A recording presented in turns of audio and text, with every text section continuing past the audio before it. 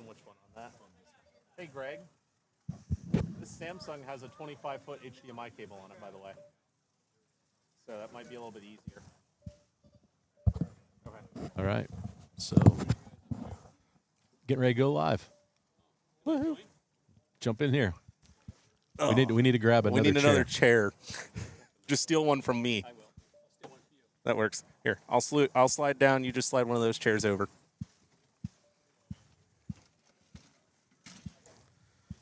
You need 3 chairs up here anyways. Yep.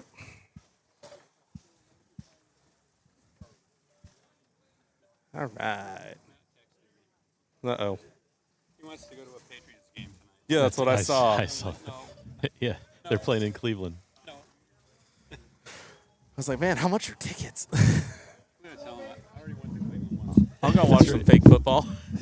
All right, gentlemen, we are preseason. live for the Scaleauto Petit WES event at Norcar RC Raceway in the metropolis Burbank, of Burbank, Ohio. Burbank, Ohio. This is our second trip here. Yes. For the AMSCO series this year for 2026. And on the microphone, we have Steve Sawtell. We Hi all there. know him, our favorite from Slot Car Corner. And then we've got Josh Reed sitting down on the third microphone. And then we've got Mr. AMSCO himself, Greg Kessler. moving a screen so everybody. But this is us, but you don't want to. You're not tuned in to see us, our ugly mugs. We're going to send you off to the track, and so this is track 1. As you can see, it's drivers 1, 2, 3, 4, 5, 6, and then track 2 will be 7, 8, 9, 10, 11, 12. We have 2 12-lane Scaleauto Pro tracks. Yes, and they're just about the same size, maybe just a tad smaller than the 2 that we had for the Sprint So- Championships back in May. Longest lane is 165 feet. The rest of the lanes are anywhere between 150 and that. I mean, they're fun. It's a phenomenal track. I've run pretty much at least one of every lane. It might be split across the 2 tracks, but track is a blast. I mean, I already know what lanes I'm running. Greg told me, but he told me, he's like, you're going to like these lanes, and sure enough, I did. So Yeah, so we got a shot down track 2 here into a big left-hand sweeper, and that was tough to judge for me. I think I can take it a lot faster than I was because in practice. So I know for me, at least running lane 6 and 12, you almost can full throttle that turn. Yeah. It's a very, very fast turn. You can carry, especially on that outside, you can carry a lot of speed through it.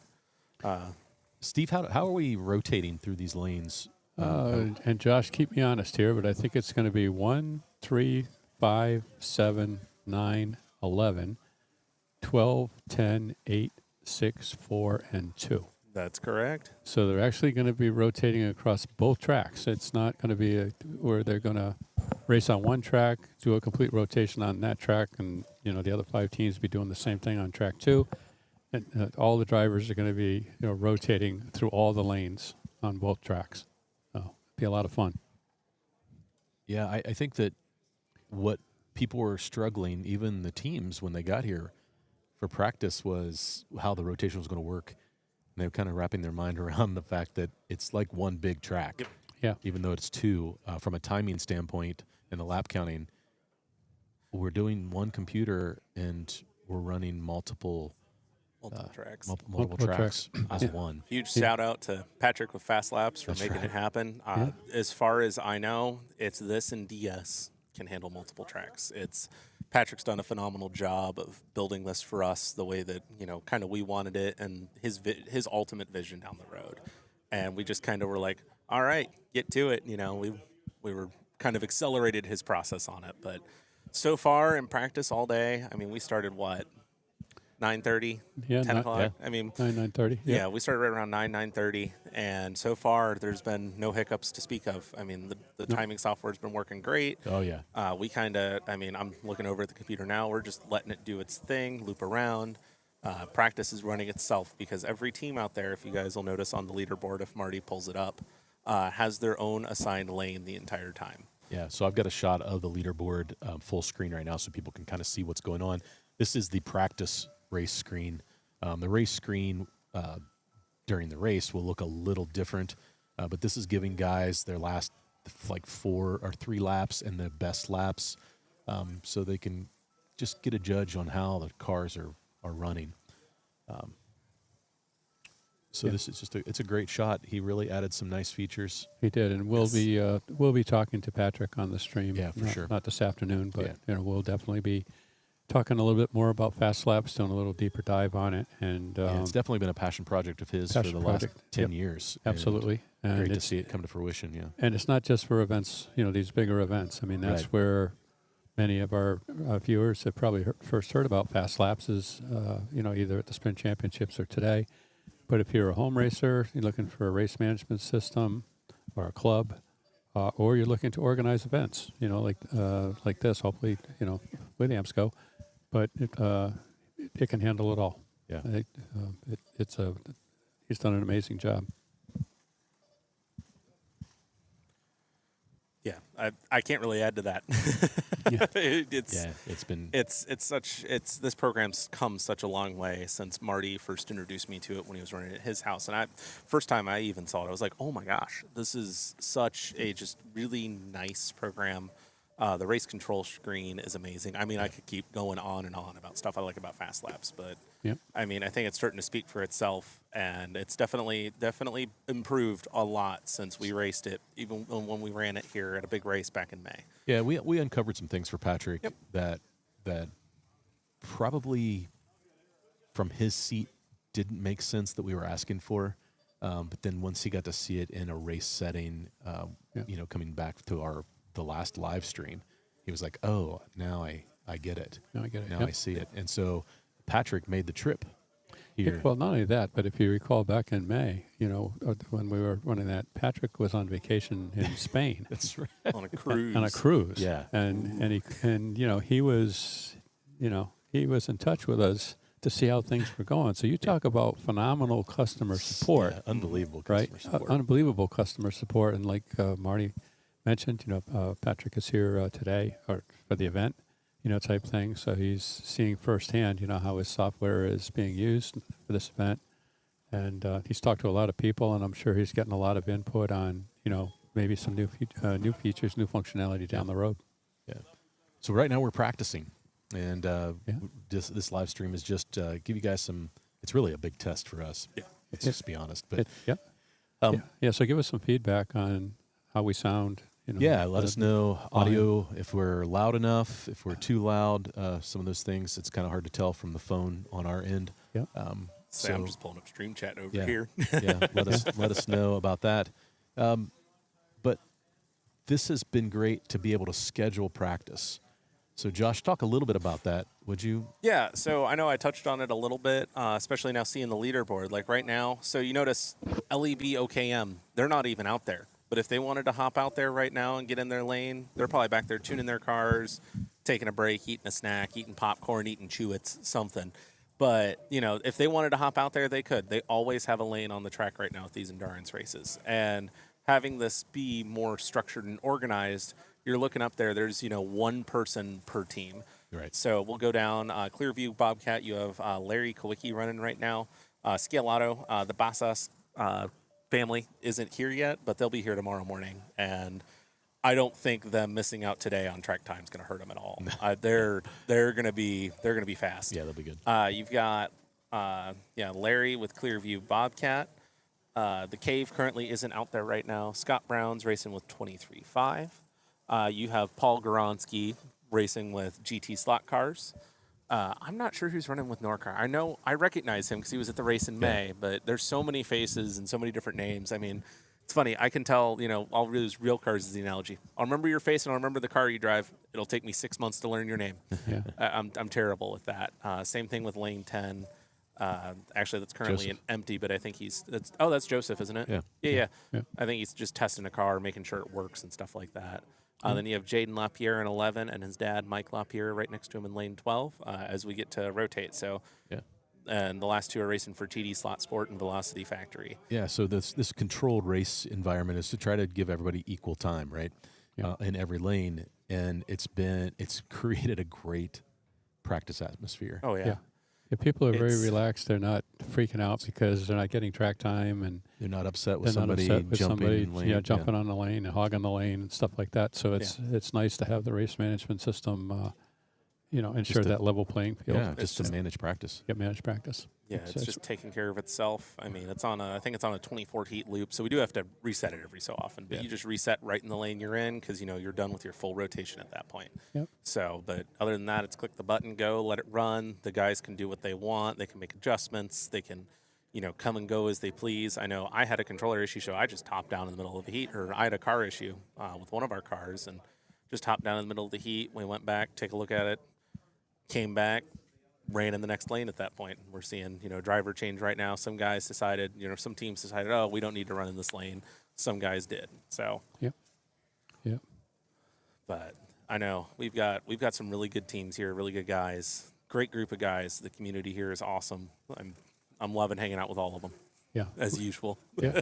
We had quite a few of them yesterday that really, really helped us out. Yes. To get across the finish line. No, bad pun. No pun intended. But Oh, it was with intended. the track setups and the wiring and getting everything squared away. So it actually went very, very smoothly yesterday. Yeah. With, a couple little hiccups. You're always going to have that. Oh, yeah.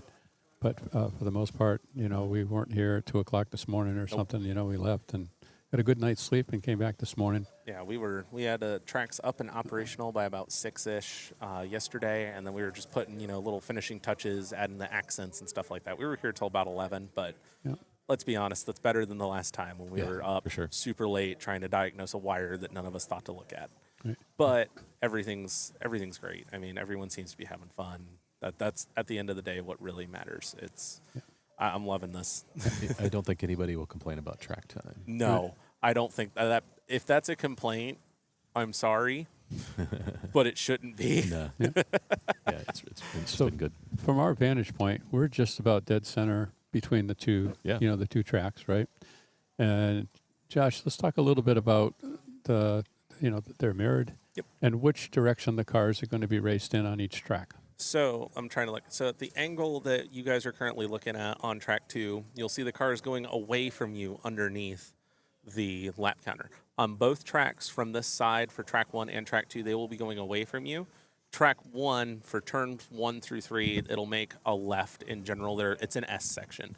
Scaleauto has that element in a lot of their tracks that they do, so we figured we would replicate it in our track design as well, have those little S's right there leading on to the straight right in front of the drivers. So that's when they both branch off and they go in opposite directions of each other.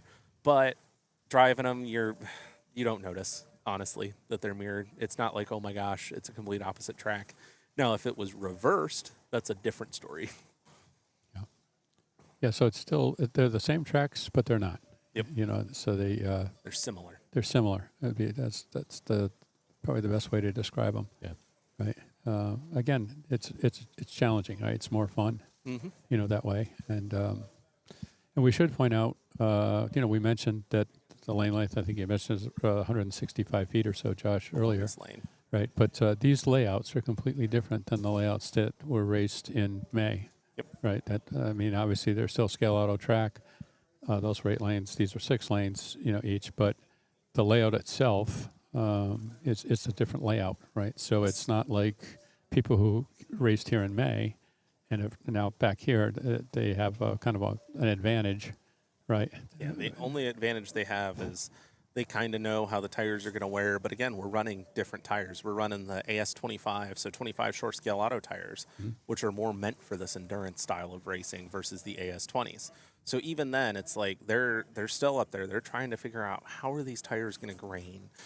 They know what the surface is like at least, but that's about it. I mean, the turns are, completely different. It's a 6-lane versus an 8-lane, like Steve said. Slightly more compact, if that makes sense. Definitely more compact. I know at our last race, the view diagonally from the gutter lanes was about 43 feet. Here it's 10 feet closer, so we shouldn't have as many just visual sightline issues with being able to see a car from afar. Right. I haven't heard anybody that has anything is concerned about the sight lines, type thing. So it's two great layouts. I think we're going to see some great racing. Yep. on these Shout out layouts. to Steve Holzman and Kurt Moser for thinking of it last night, putting this acrylic up along our sweeper, because it was a little bit difficult to see your car from what we were even seeing up there behind it. So we've got acrylic in some spots to where you can see through the turn and you can see where the cars are for your guardrails versus having the actual rest of the guardrails like you guys see. Yep. Yep. So over the next couple of days, we're going to try to, to interview some of the drivers and the teams, get their input, where they're from, tell us a little bit about their team, their drivers, and so on. And, we'll also delve into some of the race strategy, right? The various teams are going to have various strategies and stuff like that. And I think, most of them will probably, it's not like it's a government secret or something.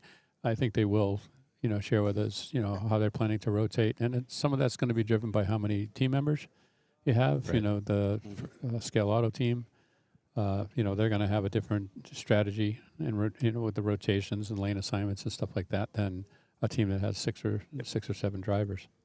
Yeah, we've got, I know, GT Slot Cars out there has 4 drivers. So that's all they have. Then, I'll use Velocity Factory as the other example. We have 6 on our team. So we're having a completely different strategy than them with 4. So they'll be doubling up lanes versus our team will be able to just run the same lane on each track. So, if you're good in the middle, you're going to run one of the 2 middle lanes on each track. So, 3 and 9 are the mirrors, for example, or 4 and 10, or 6 and 12. So it's easier to tell, hey, which lane are you going to run on track 1 and which one are you going to run on track 2? And generally, you'll run that same lane on both tracks. Yep.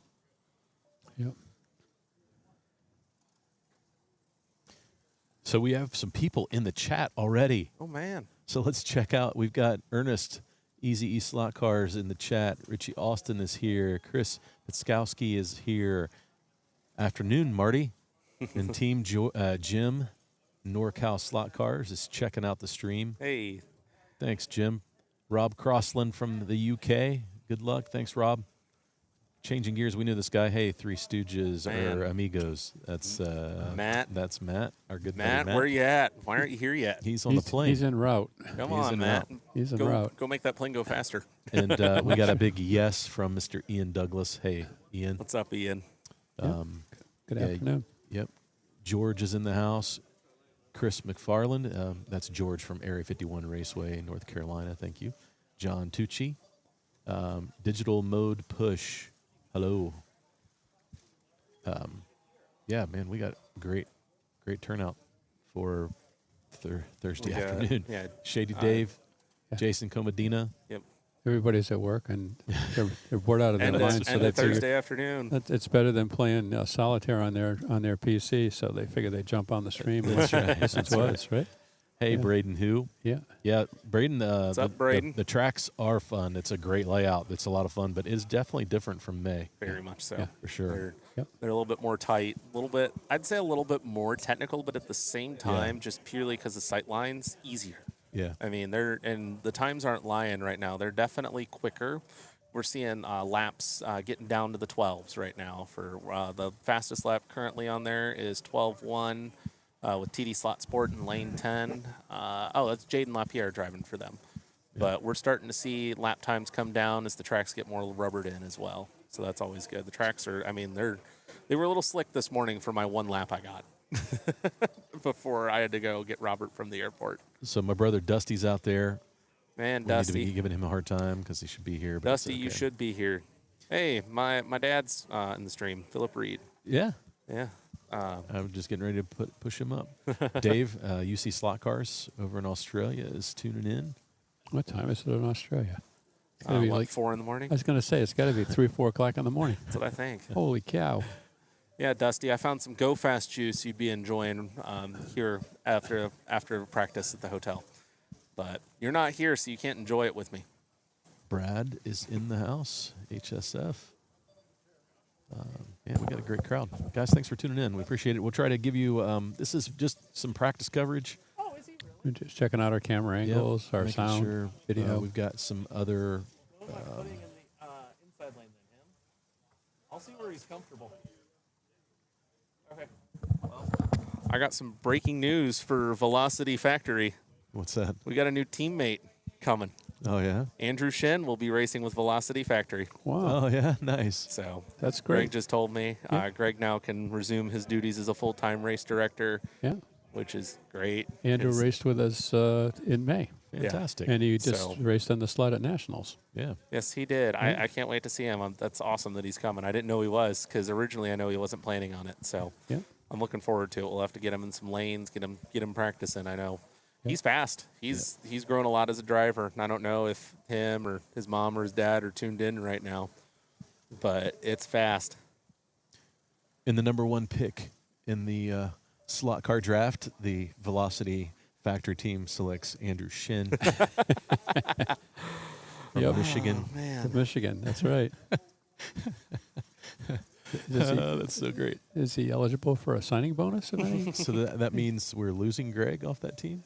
we are losing Greg off of our Okay. team, but picking up Andrew. No so stints. That's great. it allows Greg to step back, be a And do full-time his- race director. yeah. Yep. I'm a part-time race director, but I know Yeah. when we had this team, Velocity Factory, it was, a bunch of guys that wanted to race but didn't have a home. Didn't have a So home, right. We That's provided them with a home. Andrew's coming now. He's got a home.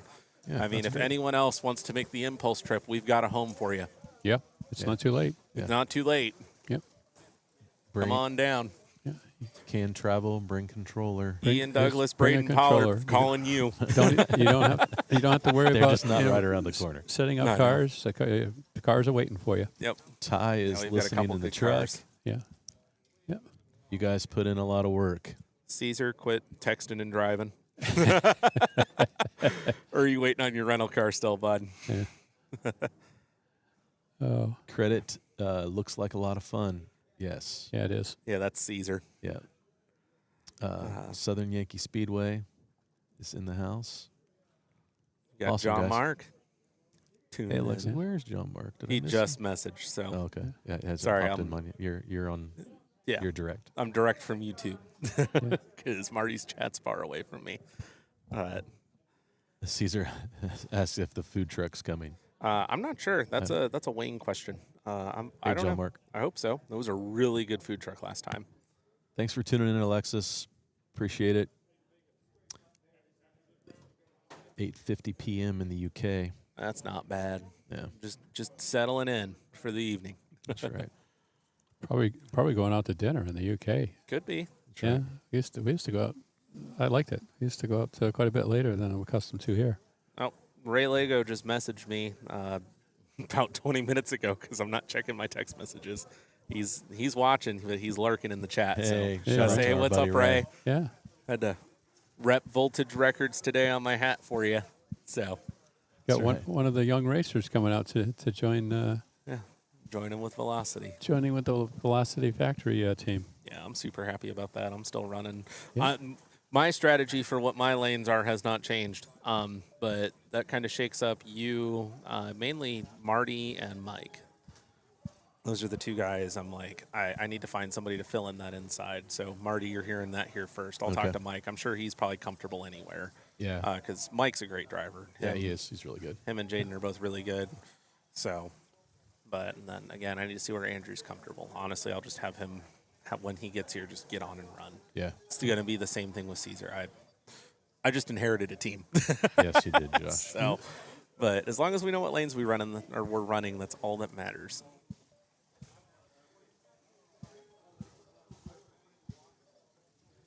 So, Josh, when you were and Marty, you did some laps too, right? Yep.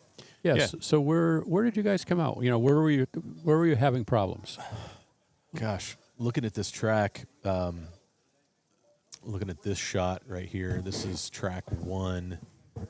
I struggled getting on right in front of the driver's stand, coming into that turn, that little S turn.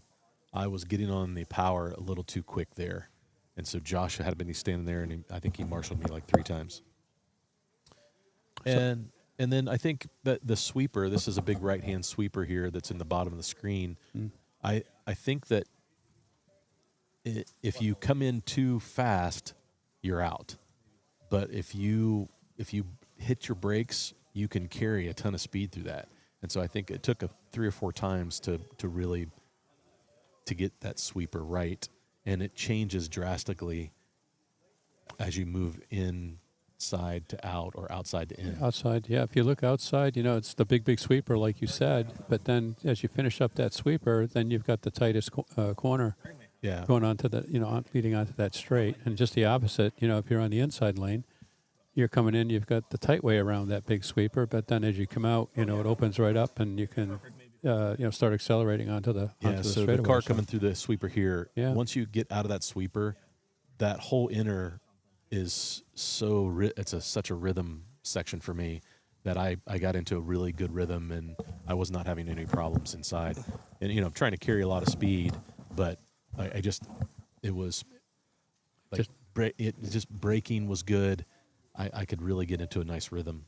So my struggle spot there is that turn right by the camera that we've got there. There's no sponsor on it, so I can't call anyone out yet. But Right here. yeah, the turn. So it's you come out of that sweeper, you go down that straight, and it's that turn right there. I want to send it way too much into that turn. Yeah. I won't lie. Yeah. Especially when I was running in the outer lanes, it's like I just really wanted to dive in hard, and I just can't. Yeah. Now, when I was in 6, I had no issue with it.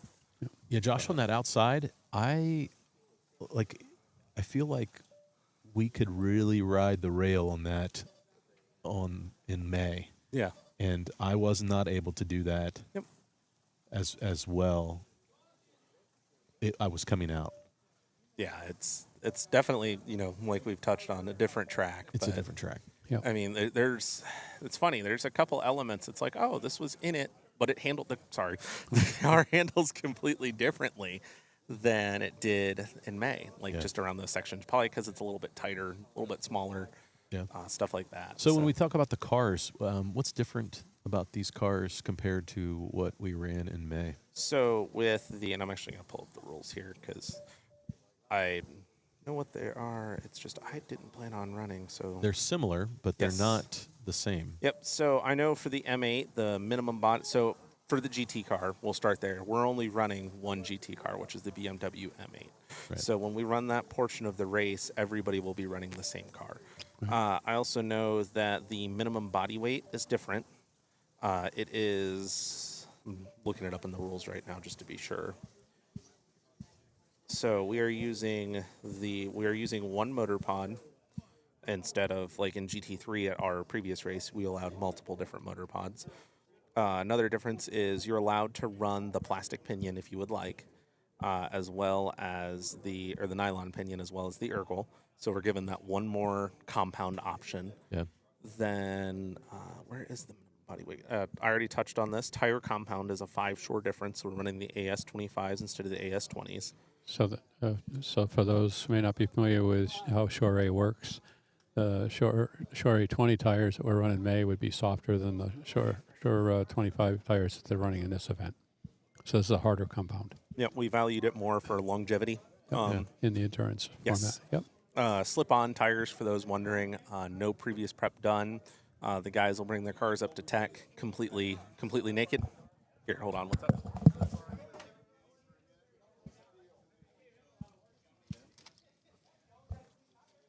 Josh is doing a little side errand here. He'll be back. Well, have fun. He'll be back momentarily. Sorry, I was Robert from LEB. It's keyless. There's a button on the door. All right. So. Josh Limo Service. That's right. Yes. So Josh has been shuttling people back and forth have. from the Cleveland airport there. So back to this though. Yeah, Robert's borrowing my car to go grab a bite to eat, that's all right. He'll have some fun. Let's see. So again, I already touched on that with the body. So the body weight difference, the bodies actually have to be a little bit heavier. The minimum body weight is now 20 grams instead of, I believe it was 18 at the race in May. And again, you're only allowed to run one pod. You can run suspension. And the motors are now handout motors. So you'll actually get your motor in tech, and it'll be a blank motor. And you will get to choose whether you want to run the Urkel pinion or the nylon pinion on your car. So at tech, we'll have the gears. You press the gear on. You set your mesh just right. Do all that good stuff just like you would when you're tuning. And then solder the motor in, and you're off to the races. So this Pun tech is going to intended. be a little longer. Yes, this tech will be a Then- little bit longer, and it'll actually be live streamed on AMSCO's YouTube. Yeah. So everyone can tune in, watch tech, see how it works, experience it. Then that way, as well, we have a recording of tech. I mean, I know it's going to be it's a lot different compared to our last race, but Yeah. I'll go to Hypercar as Yeah, well. we'll here be real covering quick. that here as well. Yep. Yeah, so if you have questions as you're watching those cars go through, some cases we may know the answer to the question, but if we don't know the answer to the question, we'll try to track it down and share it with our listeners. Absolutely. So, with the hypercar rules, you're allowed more. So it's any of the currently available hypercars, which there's a couple on this list that unfortunately didn't come out, like the new Aston Martin Valkyrie, the Genesis, and the McLaren aren't released yet. But you're allowed, the Porsche, the BMW M8, the Lamborghini, the Peugeot, the Cadillac, and the G99, which was just released like a week ago. But again, it's not in anybody's hands yet. They're just showing it off. And then the Alpine, which is available. You again have the choice between a nylon or an Urkel pinion. They're both the same pinion. Spur is limited to between the 28 and 32 tooth pinion. It's a different motor, but again, another handout motor. Tires are still a 25 short tire, different. I think it's different width and different height, if I remember right, for the different wheels. Yep, it's different. Yep. And obviously your differences are the hypercar versus the, whatchamacallit, sorry, Yeah. the GT car. Yeah. The hypercar's minimum body weight is actually lower. It is 17 grams. So the hypercar is designed to be the fast car. However, I've seen a lot of M8s that are really fast Yeah. out there. Yep. So we won't be able to do it this afternoon, but we are planning, to have a hypercar, have a BMW M8. We'll take the body off, and then again, we can probably, if Josh is available, we can walk through some of the points that he just made and point out some of these differences. Now, the M8 starts out as an R Series car, Yes. right? And for those of you that may not be familiar with the Scaleauto 132nd cars, they have different lines of cars. So it starts off with a Homeset car, which is their most basic line. It's, correct me if I'm wrong, a one-piece chassis, Right. Yep. Type thing. They're still very nice cars. You can get spare parts for them. You can tune them, type thing. And then next step up from that would be the R Series, which is what the BMW M8s are that we're racing, the GTLM. And then they have an RS Series, which is very, very similar to the R Series. They just add a suspension and maybe some nicer front wheels. There's a handful of components that are Yes. upgraded. And then you have the Pro Series. And the hypercars would be an example of the Pro Series, which is, as Josh mentioned, they're designed to be their fastest cars, Yes. type thing. So they're great cars. You want to venture any guesses, Marty or Josh, on for the hypercars? Are teams going to gravitate toward one particular hypercar, or you think we're going to see a mix of different hypercars? Currently, I know we're seeing a mix. I keep seeing, I've seen a couple Lamborghinis. Oh, give me a second. I got to take a phone call. Channel 4.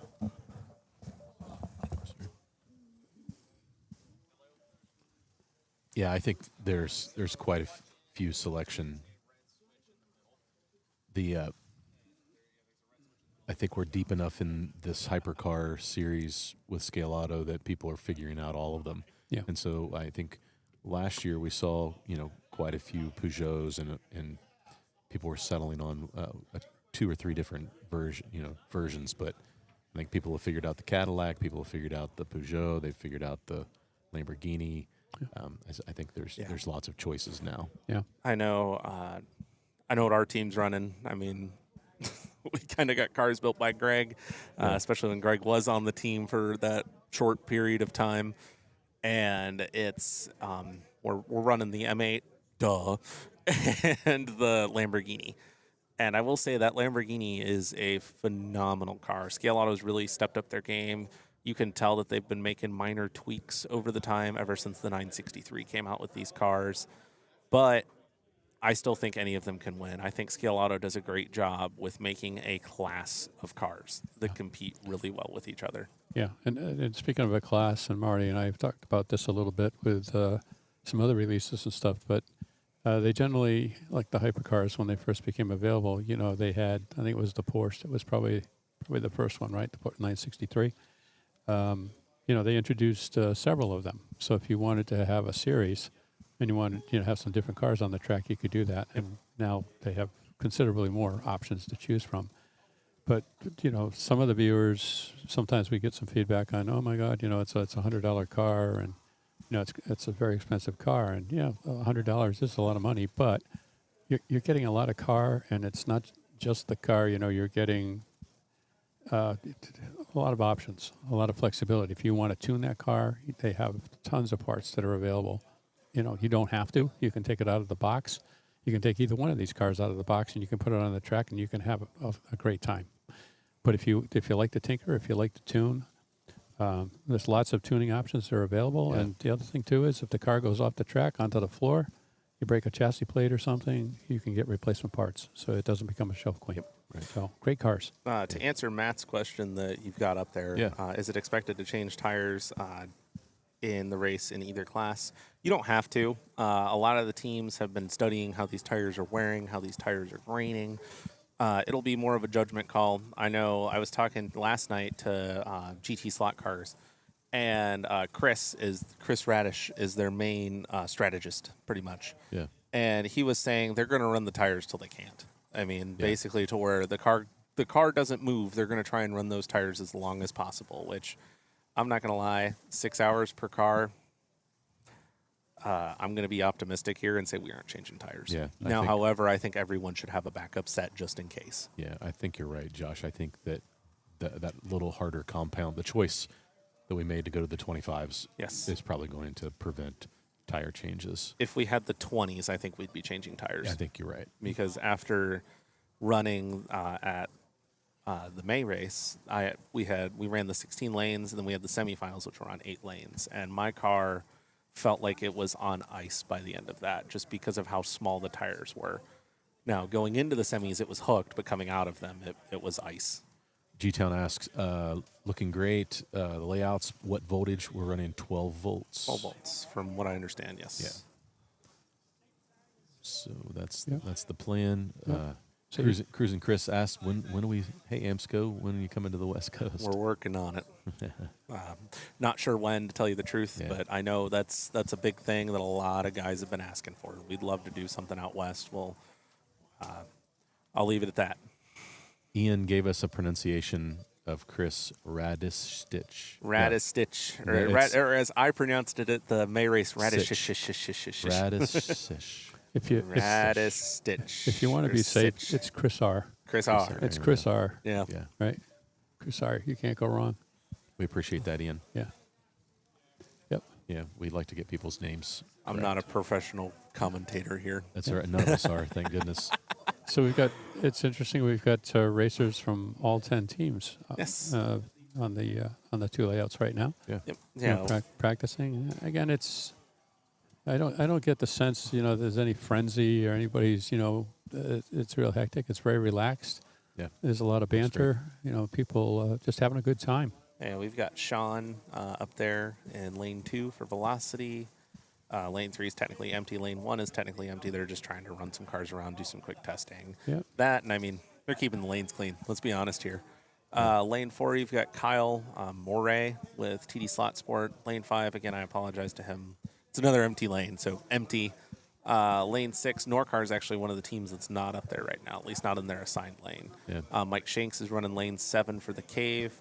Jimmy is with GT Slot Cars. Again, Scaleauto currently isn't here. Wait, he's in lane 8 right now. He should. No, that's where he should be. Lane 9 is Scaleauto, so when the Bassasses get here, or somebody said something, but not for stream. And Dominguez Shepard is up there running in 23.5. I don't know why Kurt's running in the lane for LEB, but he is. And then Bobcat is in lane 12 running for Bobcat. Kurt's probably just getting some track time. Yeah. That may be his assigned lane. Yep. His assigned lane right now is lane 4. Is 4. But No, I'm just saying in the race. Yeah. That might be his lane that he's might running. be his lane that he's running. Again, right now I'm trying to get our team, and I know Greg's still helping us quite a bit because I just inherited it, and I'm like, oh crap. I was not prepared to inherit a team. I'm not gonna lie. I know. You'll do great. Yeah, I You'll mean, do great. No pressure. no pressure at all. No pressure. I think our goal is not last. I think that's our only goal: not last and have some fun. Yeah. Have some fun is always a great goal. Yep. Yeah, Rob, there is no night Segment. for this Hey, 12-hour Yeah, race. the lights are green. Matt, Robert has my car, so you're not getting the limo. Sorry, you're the one that doesn't get a ride in the Mini Cooper from the airport. If I had known sooner. Josh, you could take my truck and pick him up. Oh, okay. I'll take Marty's Tundra. You get better service. But Just make sure you put them in the back. And when I say Oh, the back, I mean in the all the bed, way in the back. In the bed. My Okay. dad says You can Josh put limo time. You can put his bags in the front seat, but Matt goes in the back of the truck. Let's see what's going on. Oh, back in the pits. Uh-huh. Oh, That's few people. Good question for Chris. We've got our pit cam. UC. Yeah, check it out. Oh, we got What's a pit cam. We have a pit Hey, cam. zoom in on Rick Eichhoff there on his phone.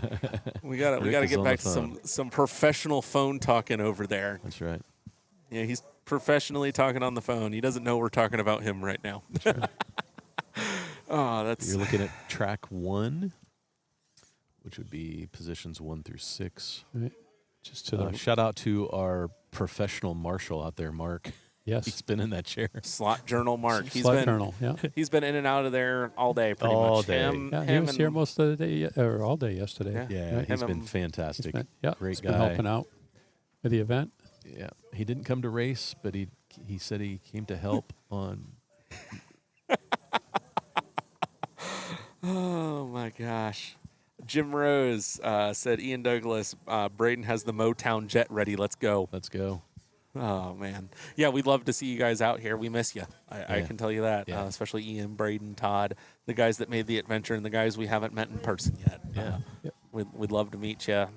Hopefully the next one or the one after that or in the future. I'll put it that way. We'll get him out here at some point. Do want to give a quick shout out to our main sponsors here. We have Slot Car Corner, Professor Motor, Cloverleaf Racing, and LEB Hobbies. And then a few others like Super Tires, Quick Slicks, BM Slot Works, Clearview Hobbies, Magnetic Racing. Big shout out to them. Thank you guys all. CG slot cars. CG Slot. Slot Cars. No, I'm not giving Matt a shout out. Oh, okay. Yeah, Matt CG doesn't Slot get one Cars, today. BM Maybe, Slot maybe Works. tomorrow. Maybe tomorrow. But yeah. he does get one for BM. So So Matt's he got gonna 1 out of 2. Matt's gonna do double duty, Yeah. as I understand it. So Matt's gonna be racing, but Matt's also he's gonna be helping us out on the stream in a Yes, he is. rather unusual way. He may not even be aware of it. Oh man, yeah, you were testing it yesterday. That's going to be great. Yeah. I'll leave it at that. Yeah. Yeah, good times. Yes. Matt, We had Matt'll some be- good times. Yep. He'll be great. I thank you to all the sponsors again for all your help making this possible. A huge shout out to Scaleauto also for making this possible and Yeah. supporting us and believing in us to host a race like this. It's awesome. I mean, seeing all these guys out here having fun, laughing. This is what it's all about. Yep. Having a great time. And a shout out to you, Marty. Yeah. Two lines for all setting up all this equipment, setting up the stream. There's a lot to this. Yes, there just is a say lot. There's a lot to it, and you're passionate about it. You get, for those who don't know Marty, Marty's a passionate slot car racer. He also hosts the two line slot car stream on Tuesday nights at 8 p.m. Eastern. So if you haven't checked out the Marty's stream, make it a point to come join us. And Marty's always got plenty to talk about. He's got some very interesting guests. Yeah, we try to keep it We- light. Keep it and light, fun, and, yeah. keep it fun, and to cover just about anything that's slot car related, and more than a few things that aren't. I've had a handful of comments and messages the last couple of weeks just talking about the community that exists on Tuesday nights Yeah, for slot cars, and in those comments I really appreciate it because that's all we're trying to do is just provide a space for guys to feel safe to ask questions and learn and grow yep. in the hobby, and it's just becomes for me it's kind of a beautiful thing to see on Tuesday nights. Yep. Matt, I fat fingered. I'm sorry. I didn't mean to hide your comments from the stream. I was trying to type something in to answer someone in the stream chat, and I fat fingered and hid Matt. Told him he couldn't comment anymore, Marty. Oh, can I? I undid it already. you undo it? Yes, Okay. I undid it already. This is our Matt. Yes, our Matt. Our Matt. Yeah, our Matt. So at least it wasn't somebody random. Josh is going to lose his moderating Yeah. I think privileges. I don't know. I It think is Matt. Matt just You're not may. here yet, bud. I got to pick on you. Yeah, Matt may just surpass me as the Rodney Dangerfield of slot car racing. You know, Matt. no respect. Matt gets no respect. He should. He's a great guy. Oh, yeah. Mark Bondi, how's it going? Miss you guys too, the Bondies. Oh, yeah. We'd love to see you guys here. Great guys. I don't know what I'm going to do when it comes to load out on Saturday night Oh, man. for me. They Because were a big help for they you. were. Yeah. Bondi's won a car, didn't they? They did. Yeah, on I the think gi- both on of the them giveaway. did. Yeah. Yeah. So, Yeah. by the way, the Mustang that we gave away is already in the hands of the Yep. owner. Fantastic. Yes. Yes. Unlike, if it was Marty, it would be sitting up here with us right now. That's right.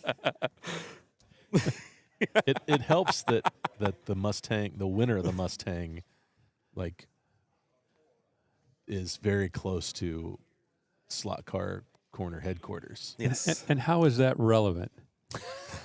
That- They have overnight shipping services. It's a thing. Is Check- it it's a hand thing, delivery? right? this is true. Right. But Did you have a tracking number the next day? I understand that it might take a couple, 2 or 3 days, but did you Oh have a my tracking gosh. number the next day? So No. the crazy thing is speaking of something like that, I ordered a pair of shoes, and they have a warehouse up by the Dayton International Airport, which is about a half an hour, 40 minutes from where I live. I got my shoes before I got a tracking number. Yeah. They were so slow on sending out the tracking number that they arrived before fantastic. I got it. It's getting e-commerce is just it's just amazing, you know. yeah. You order something in the morning and it shows up in the afternoon. Yes. Yeah. All of our sponsors here, again, especially our main ones, super fast shipping, Yeah. super fast.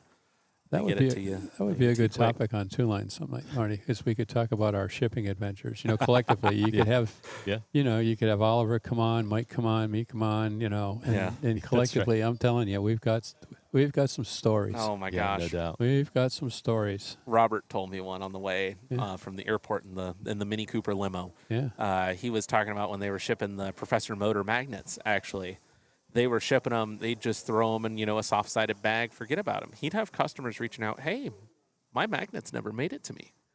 He found out at the post office or UPS or whoever Robert uses, they were sticking to the conveyor belts, and they weren't getting them. So they'd never actually move along. They'd just go continuously in the loop and just stay there. That's So since then, he had to figure out how to pack them without them sticking. Uh, Oh, man. I'll share a real quick one. Just that's real quick. As we were importing some cars from overseas, you know, which all these guys do, all the retailers do that, right? It's pretty commonplace and stuff. And we get a notice from I think it was FedEx that we need this paperwork filled out from the National Highway Transportation Safety Board. What? And we're like, you know, what the heck? You know, what the heck does the National Highway Transportation Safety Board have to do with slot cars? right. So we reached out to FedEx and, you know, what's going on? And they said, we got to send you a form. You got to fill it out for, you know, these guys. And we'd look at it, and it's an airbag certification form. Oh, wow. They wanted airbag certification for slot cars. And this is where, you know, obviously there's a disconnect, right? Yeah. You know, so the conversation went something like, you do realize these are scale model cars that are about 6 inches long. And there's this pause. And then there's, we'll take care of it, Mr. Sawtell. You realize these are toy You cars. realize these are toy cars. So they That's wanted airbag certification before they were going to let us import them into the United States. That's funny. Jay, 75 meters for a home track? That's crazy. Yeah. I'm reading some of the chat. Oh, my gosh, man. That's a big track for a home track. Sure is. Our tracks last time, and I got to convert it because this is America and we do everything in feet. But our tracks last time, the lane length was about 175 feet, so only about 53 meters. So Yeah. these are 3 meters shorter, but they're still just providing just as much fun. We're seeing lap times quicker, actually a pretty decent amount quicker, about a second or two. So it's, these cars they're hauling the mail. Gotta say that. Yep. Yeah, I imagine as practice gets longer and we lay down a little more rubber, they'll get a little quicker as well. It'll be interesting to see as the race develops. You know, some of the racers here, you know, they've raced in longer events, endurance type of events, and some of the racers have only ever participated in sprint style races. So it'll be interesting to see how that unfolds, and maybe we'll get an opportunity to talk to some of the racers that fall in both camps. Absolutely. And get their input and their perspective. Sorry, I'm trying to pay attention to who's racing for us right now. Mike is racing for us right now. Yeah. He's trying the MK out. Nice. Yeah, Yeah. he's Glad been to see that. rolling through all the lanes. Yes, I'm trying to let everyone, including Marty, but Marty kind of knows where he's going to run. I know where I'm going to run, so I'm just trying to let the rest of our team just see where they're comfortable at this point, which right now it's really just Mike and I wouldn't mind Sean. getting back on. Yeah, you should. You should. So what's I think you absolutely should. so Josh, now that you're the team manager, Huh. the team owner, Team owner. Team no, owner, no. right. I'm just the team manager. Team the manager. owner is still next to me, and Greg. okay. But So as the team manager, right? What are you going to to share with the other racers on the team? so- What do you want to make sure that they're I want to know where they're comfortable Aware and where of. they're consistent. That's the big thing for me. I don't want somebody running a lane that's uncomfortable with it. The only guys that I'm really okay with doing that are probably myself, Mike, and Marty. Those are the only three I'd be okay with. Okay, you're not super comfortable with this lane, but I know you're going to learn it fast. Yeah. I want Caesar and Sean and now Andrew coming, because Andrew didn't even plan on coming. So I want the three of those guys to be really comfortable with where they're at and just have the best time that they can. I know Andrew raced in the Scaleauto 6 hour, but I think this is the longest endurance race he's done. I know it's Marty's longest endurance race. Yeah. I think I know Sean and Caesar, this is their first endurance race. yeah. And then Mike, he's run before. I know that. I know he has some experience out in he does. MSR. Steve probably knows that firsthand as well, Yeah. more than I do. I was talking to Joe. I was like, Mike has endurance experience, doesn't he? He's like, yeah, he does. I'm like, good. So, Yeah. he's been doing really well. I'm not too worried about those guys. I'm really not too worried about any of them. As long as they're comfortable, that's what I care about. Yeah. I'll run anywhere. I mean, there's lanes that I like and there's lanes that I dislike, but I'll run anywhere wherever everyone else is not comfortable with. So, Steve, if you were managing a team, what would you be looking out for? I agree. You hit on consistency, and I think that's very, very important in these longer races, in the endurance races and stuff, is to stay in and make laps. Don't overdrive the car, right? Bad things tend to happen, and try to stay out of trouble. When I say try to stay out of trouble, when you're coming up to pass a car, they may be slower than you are. Maybe you think, okay, I'm gonna pass them. You need to. There's good places to pass cars, and there's places you don't want to pass cars, right? So you need to be cognizant of that as a driver, and hopefully the other driver, especially in an endurance format, hopefully they'll give you the nod on a straightaway or something, just blip for a fraction of a second. But And that's something we'll touch on in the drivers' meeting as well, kind of like what Steve just said. And I'm going to keep picking on Matt because today is pick on Matt day apparently. But this isn't this isn't a bad pick on Matt. This is a good pick on Matt. So Matt and I ran at the Michigan 24. I was running in black, and Matt was running in yellow. Yes, yellow. And so him and I were racing next to each other all weekend long, pretty much. And I noticed with him that, sometimes he'd have the faster car, sometimes I'd have the faster car. And we both were super courteous to each other, and it's something I want to touch on. If you're hauling up on someone, try and wait for the straight. And if it's a guy that's right next to you, so like let's say you're Dominga in lane 4 and you're coming up on Kurt DeMars real fast, and now I'm picking on Kurt.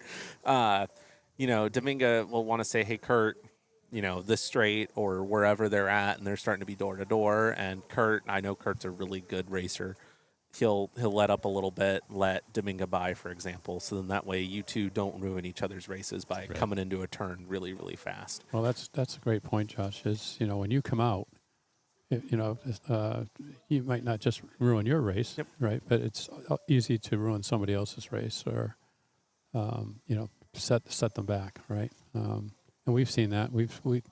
Josh, Yes. I know you've seen it Oh, too, yeah, like in our absolutely. endurance races, right? Where it's not that somebody's trying to be mean, or but they're just so focused, and they want to stay with that person. They want to pace, use that person to pace. Yep. But they don't have the pace, right? So Yeah.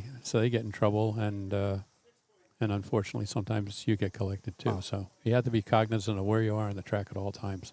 Like, for example, earlier today, Chris R. and I were next to each other in the lanes, and we were door to door. I mean, it was fun. I love driving door to door with people, especially in like a sprint scenario where we're just, messing around, hanging out, all that stuff. But I'm like, it's practice. I know I'm running a race car. I need to conserve this car for the race. So I was like, hey, Chris, just go. It's practice, man. And he's like, man, I was having fun. I was like, I was too. But we gotta conserve these cars for the race. Make sure they're okay. We don't want, anything to happen to them. And he's like, no, that's all right. Yeah. And it's more important, and it's different than a sprint. I mean, yes, in a sprint, if you come out, especially on tracks this stature, you're done. But I mean, you can kind of claw your way back from an off in a sprint, or not in a sprint, in an enduro, but you still want to limit the amount of offs. Kurt Moser, another good example here. The Michigan 24, he had no offs. Yeah. Over 5 hours of running. Right. So to put that in perspective, Or 6 hours. The Michigan 24, the heats are 48 minutes long, and here they're going to be 20 minutes long, right? Yeah, 27 minutes, right? 27. So 48 minutes, 5 heats over the course of 24 hours with no offs. I mean, and this isn't something where he's just going around, at 2 miles an hour or something, right? This is at race speed. Kurt's a very good racer, type thing. So that's it's a testament to his driving, but it's also a testament to his awareness on the track, Right. where he is relative to other cars in trouble. Yeah. Right. And staying out of trouble. Yeah. Yeah. And I mean, racing's kind of speaking for itself here. It's a great race, and all the guys are loving it. I feel like I'm a broken record saying that, but I'm just looking out, and I'm like, man, it's finally here, and everyone's having fun, And it's only Thursday. and it's only Thursday. We've got 2 more days. Yeah. We have lots and lots to talk about. Man, how have we talked for an hour already? Time flies when you're having fun. That's right. Have we got any feedback from listeners? Yeah. What are you guys thinking so far? As far as the audio, out the video, Yeah, everybody camera says that, angles? I mean, I'll run away if you guys don't want to hear me anymore. We can go get somebody else up here. There's some loose fabric onto the track a few feet from Rick. Oh, I see where you're talking about. It's right after the acrylic on track 1. Okay. So we'll have to. I don't see Thank a you whole. for Okay, calling that out, Rob. Greg's on the phone. Thank you for calling that out. I'll go get that fixed either once we're hopping off stream, or if I see somebody walk by it that's not on the phone.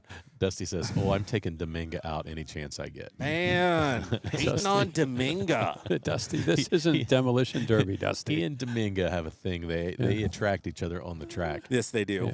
Yes, they do. It's a friendly rivalry, but Yeah. That's right. it's always a good time.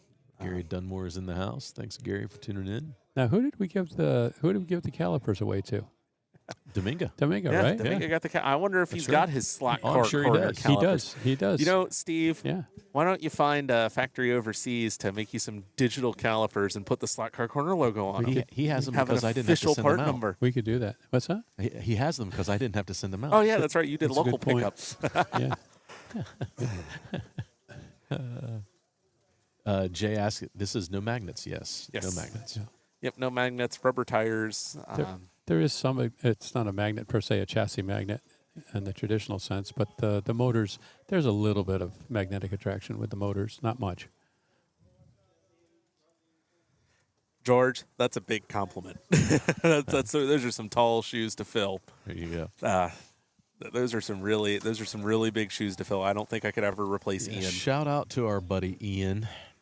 Yeah. We miss him not being on the Yes. microphone this weekend. Yeah, it's just not the same. Ian with his 55-gallon drum of Slurpee. Oh my gosh, Right. I Yeah. don't know. I imagine at some point, Steve, I'm sure. we will have an honorary Slurpee. We're gonna right here we're on the gonna have desk. we're absolutely gonna do an honorary Slurpee It's just going to sit for there our friend Ian. all 12 hours Yeah, on yeah, Saturday. yeah. So my dad asked, when does the race officially start? It's Saturday morning at about 8 a.m. Yep. So it'll be 12 hours. So we'll go till about 8 p.m. I mean, Now, did we cover tomorrow's schedule Oh, for people who might want let me to join us tomorrow? Yeah, me pull so it up. tomorrow we have Yeah. qualifying, we have concourse, we have tech, Tech, yeah. and practice. And practice. So it starts with practice. Yeah. Practice will end around 11 a.m. I'm not sure that we will do a live stream during practice. Right. Our plan is to come on around Tech around tech or just Tech, tech yeah. time. between Right. noon Yep. and 1. We haven't decided quite when that makes the most sense. Right. Um, And again, we're planning to have a camera in the yeah. tech area. Yeah, we're going to Yes. move one of our cameras down. We'll move a camera so down. we can have a shot at tech and Ooh, then nice. the You guys AMSCO gonna have a channel. tech cam too? And Yeah. then AMSCO will have Sick. their live stream, Right. which won't have any commentary. No. It'll just be a live shot of the You're tech space. Yeah. Now we could probably put like an area mic or something on the AMSCO channel. Just Well, kind of get what's You going could on run there. the microphone Yeah. that's on the, Yeah. the camera. Absolutely. I Yeah. think that's a good idea because then people can hear what's being discussed. Yeah. We'll have to tell all these people keep it PG, but So yeah, we'll be covering that. Then we'll cover the concourse. Cover the concourse. yes. Yeah. Now I think it's one car per team for the concourse, and I actually have to get that kind of ready. I forgot about that. Just out of curiosity, Josh, how's the qualifying going to work? Is each team going to So- select? It's going to be the M8s, right? That are going to be qualified. So we're all qualifying with the BMW M8s. Right. Teams will select a driver, a representative from their team to qualify. Yep. Now, with my team, I will not be qualifying since I am also technically a race director. So it will be up to the other 5 guys on my team to qualify. My suggestion, and I know the guys in here aren't listening, but whatever lane is chosen, the driver that's the most comfortable in that lane should be the one qualifying. I will put it that way. And is it going to be based on time or Yeah, laps? so it's How much- you have 2 minutes 2 minutes. for qualifying, and then fastest lap. And qualifying for this is more bragging rights than anything. If I remember right, Greg already decided where everybody's going to start, so you don't have to worry about that. I mean, it's something fun. Over in Europe, they get lane choice for qualifying, and we felt it important to include qualifying in this race. But even then, you're going to race next to everybody at least once or twice anyways. Right. So it's not, as big of a deal as, in a sprint race scenario, but it's still cool. It's, part of the event. I'll put it that way. Just one of the parts of the event. Yep. So we'll be streaming the qualifying. And qualifying should be fun. I know we'll see. That'll be really the first time on stream that we'll get to see the Bassasses running this track, whichever one of them qualifies. So, and then touching on that a little bit, I know Friday as well, we'll have like a Q&A kind of after qualifying with them, just about Scaleauto as a brand, the cars, stuff like that, maybe some tuning stuff, whatever the guys here have a question, pretty much. That'll be a good time. But yeah, it looks like tomorrow we're doing practice till 8 or so.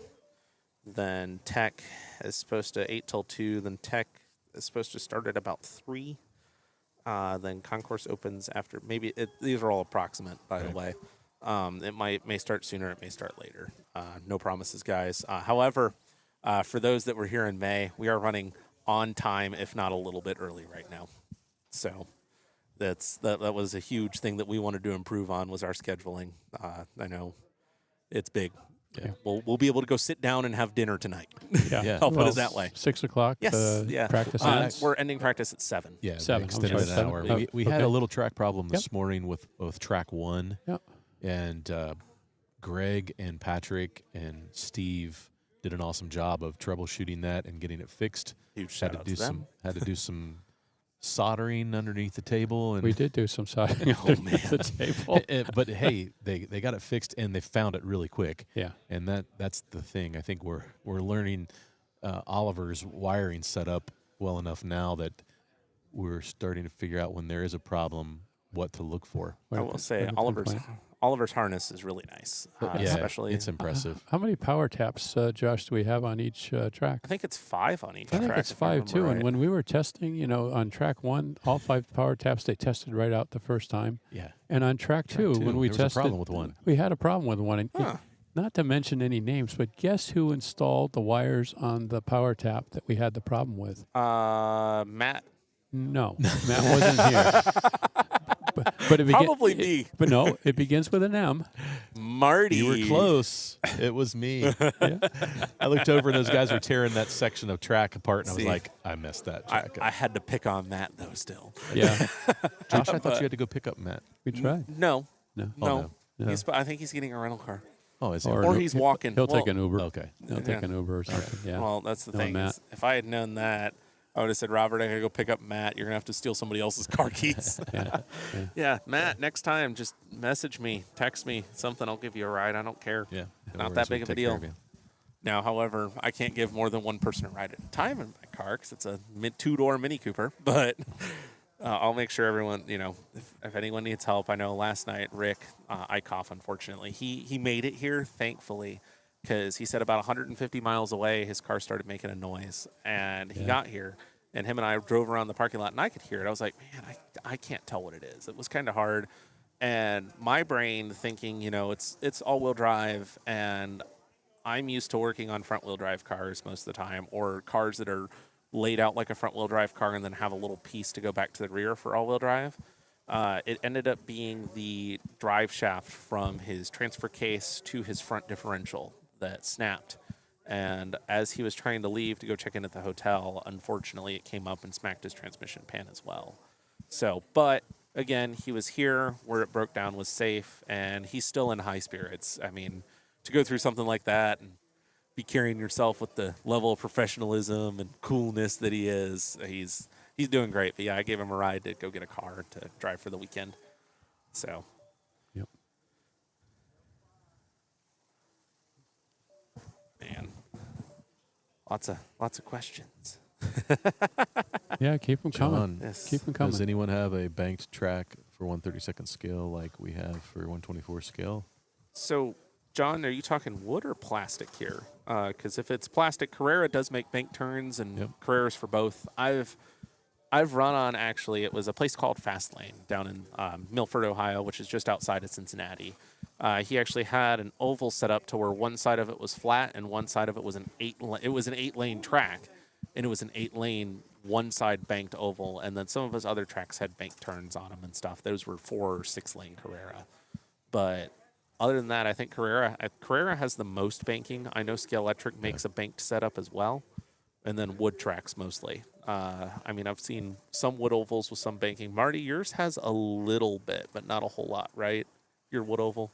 Yes. Yeah, that's what I thought. It's a relatively flat track, but it does have a hair of banking. Yeah, it's got about a 2-inch rise from the inner to the out. And also to answer your question, John, there is a guy named Rost down in Loveland, Ohio, again, another suburb of Cincinnati. He has a 4-lane small hill climb meant for 132nd scale that has the bank turn on it still. And it's a very, very fast track. We're running low 5-second laps on it. It's ridiculously fast, but it's fun. He's running Super fun. a lot of Revo slots. Yes. Foam tires glued, right? Yes.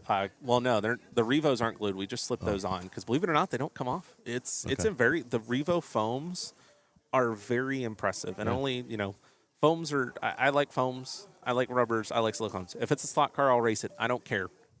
I'll bring my controller. Give me a car. I'll race, or I'll bring my cars and race. But no, the Revo foams are very impressive, and cool. I mean, get on topic of wood. Revos are super smooth. I mean, they just are in general. They are on wood. I know this is a Scaleauto race, and we're talking about Revos, but that freaking Mustang is still in my brain. That's right. Oh, man. Let's see, who do we have on track? Going from our right. Sean. Yeah, we've Sean's got. at 9. Nice. We have Dominga in lane 1. I believe that's Tom Ulrich with Clearview in lane 2. Jimmy in lane 3. George Katsakis in lane 4. Jaden LaPierre in lane 7. George is in lane 5. Jaden's in lane 7. Again, I am so sorry. I recognize faces, not names, in lane 8. Sean's in lane 9. See, again, I'm What time? horrible with names. Mr. Omnislot Box, I think, or Tech Slot, one of the two digital analog boxes in lane 10, and Marty P is in lane 12.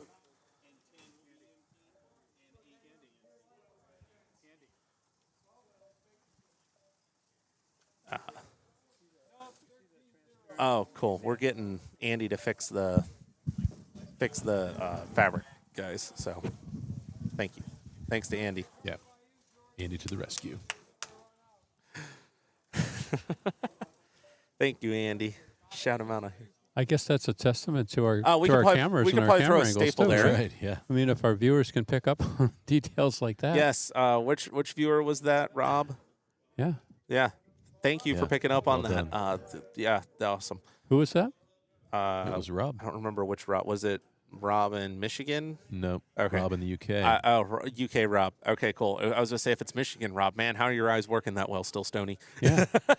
well done. Well done. Rob Crossland. But yes, Yeah. Rob, thank you very much. Rob Klossland, thank you very much. Yeah. Rob Hall knows what I'm talking about him, though. There's so many Robs, so many Mikes in this. So many Steves. But only 2 Martys. 2 Martys. And only 1 Josh here. Yeah. That's The other one didn't come. Call him out, too. Oh, man. I don't know if Josh Boothot's watching this or not. But okay. another driver we're missing here. Him, Dickie, Smokey-O, all the guys that race with Slot Car Corner's team usually at the Michigan 24. Great group of guys. They are missed. Yeah. But we get Matt. We got Matt. We yeah. got Matt. We got Matt. We got one of them. Oh, and we got Kurt and Mark. Kurt Yeah. Moser and Mark Azaraga, which I hope I pronounced his name right. Yeah. Mark A. Mark A. Yeah. They've both got a lot of endurance racing experience. Yes. Yes, they do. A lot of racing experience. There's a lot of. I'll touch on that a little bit too. There's a lot of talent here. Lots of national champions. Lots of world champions. Yeah.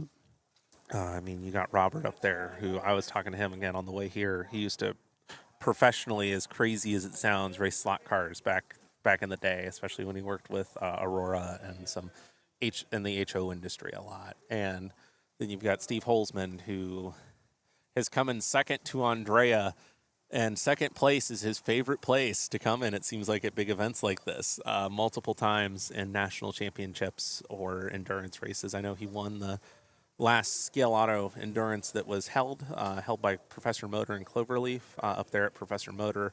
It was just a hypercar 6 hour. It was a fun time. It was an absolute blast. And, huge shout out to Mike and Oliver for putting that one on last year. But yeah, we've got him. Kurt DeMars, he's won the East Coast Nationals, I think twice or 3 times, if I remember right. Kurt Moser and Mark A, both back in the day, ran a bunch of Ninco World Series and national championships and stuff with them. Yeah, We'll move over to Mark, when they went over to Europe there, I forget, they had 32 teams, whatever they have, big event and stuff. And Mark actually won the Super Bowl. Nice. And which was unheard of. Nice. Then we've got GT slot cars here with Chris R., Paul Gronsky, and Jimmy, all a bunch of guys that also participate in ISPR Worlds. We were talking about them. They're going to Finland next month for that. Yeah, well, Paul's a multi-time national and world champion. So, yes. I mean, he's considered by many, present company included, Yep. probably the best slot car racer. Oh yeah. Yeah, He's one of the one of the very best for sure. And I'm watching how he carries himself and watching how he drives, watching how all of them drive, and it's awesome. Yeah. Paul's a great guy. I met him again when I took Rick to the airport. I picked up Paul in the limo and brought him back, and that was the first time I met him, and we chatted like we knew each other forever. I mean, it's the beauty of the community. Yeah, he came up from Arizona, right? Yes, yeah, he came up from Arizona. I forget where. Jimmy came from Pennsylvania with Chris. Yeah. Yeah. Be interesting to see how many states I know. we've got covered off as far as participants. Caesar's coming from Florida. Quite a few. I know Sean's here from Tennessee. Matt's from Massachusetts. Matt's from Massachusetts. Mike and Jaden are from Vermont. Yeah, Vermont. Joe's from New York. Yeah. A lot of us are from Ohio. You got some Michigan. Wow. Okay. We just had a car hit the floor for the first time. That's a real interesting way for the car to hit the floor. I don't know how Jaden did that. How did it over go? there on track 2? I just saw it fly off. I'm guessing somebody hit it and then it went on the floor. And I see Kurt DeMars is Kurt DeMars. he's under the table. He's trying to find Kurt it. DeMars drew the short end of the straw here and had to crawl under the table. I don't know how Kurt got back up from that. I hope he's all right. Screw the car.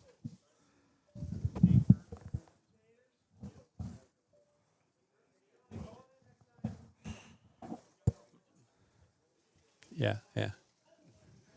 And they're over here leaving me out of stuff. Yeah, we're talking about you, Josh. Oh, they're talking all the crap about me. See, Yeah. Matt's not here yet, but now it's pick on Josh. Yeah, no, it's. Oh, man. I'll bring you up to speed after the stream. Got it. Yeah. Absolutely. But no, it's.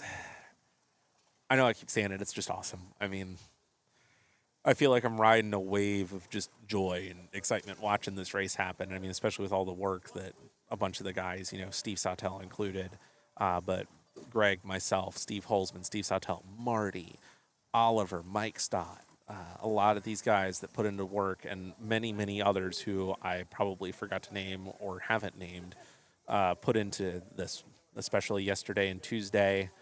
Greg and I pre-cut the bases, but we had some guys over after they were cut, and we jumbled them up so they didn't know what went where to help paint. And that really helped us a lot to get ahead, and we were able to get all of the bases painted in about 2 hours. Yeah, So- no, it definitely helped with the setup. Yes. Having the sections pre-cut Yep. and labeled. We had drawings, diagrams to work from. Yes. So it just went smoother. Yeah, again, lessons learned from the May event, and we'll have lessons learned from this event. Yes. And, I mean, if we didn't continue to improve and continue to look at what can we do better, why are we doing this? Yeah. I mean, nobody, in my opinion, nobody's ever perfect. There's always something that you should be able to look at and improve, whether it's in your slot car driving ability, personal stuff, track setup and tear down, event planning. There's always something that can be improved. As soon as you're not critical on yourself, why are you doing it? I mean, some people can get too critical on themselves for their driving, Marty, who do a great job anyways. I'm learning. And I Josh. understand, you got to be hard on yourself, but Yeah. Self-deprecation is one of my Yes. spiritual gifts. So I mean, That's just a fancy smashy way of saying you're a glutton for punishment. That's yes, right. that's why I'm running the gutter lanes, because Right. I'm a glutton for punishment. I'm a glutton for punishment. That, and I just run them too much to where those lanes just feel really nice and really comfortable. But no, back to it anyways. Like what Marty was saying, and I mean, I kind of had it a little bit at the May race where I finished 14th and overall in the heats and 18th overall in semis, and I looked back on it and I'm like, there's a lot of stuff that I could have done better, but I was happy. I mean, and that's really what matters at the end of the day. As long as you're happy and, you're still having fun. And everyone here I've talked to and been able to talk to this time, which is awesome, has been having a good time. Jim Rose says, "Say hi to Paul G for me. He's NorCal at heart." Yes. That's right. NorCal at heart from Arizona. Another slot boy now after Rick and him pitted. I got the origin story of how they met. I was out at Electric Dreams, the slot at Nats, either 25 or 24. They were pitting next to each other, and they just kind of hit it off as friends. So cool to see how the community brings people together. Yeah, it is. For sure. Yeah, we got Sean Yeah. just getting comfortable with the track. Good. He's got a runner now. Yeah, Thank you. these events are a great way to put names with faces. Yes, Yeah, yes. Like Sean, I mean, I didn't know. I had to ask Marty, hey, who the heck is this guy in the chat? And Auto Enthusiast Network is who he is. And then he's like, oh, that's Sean. And I'm like, I got to go friend him on Facebook.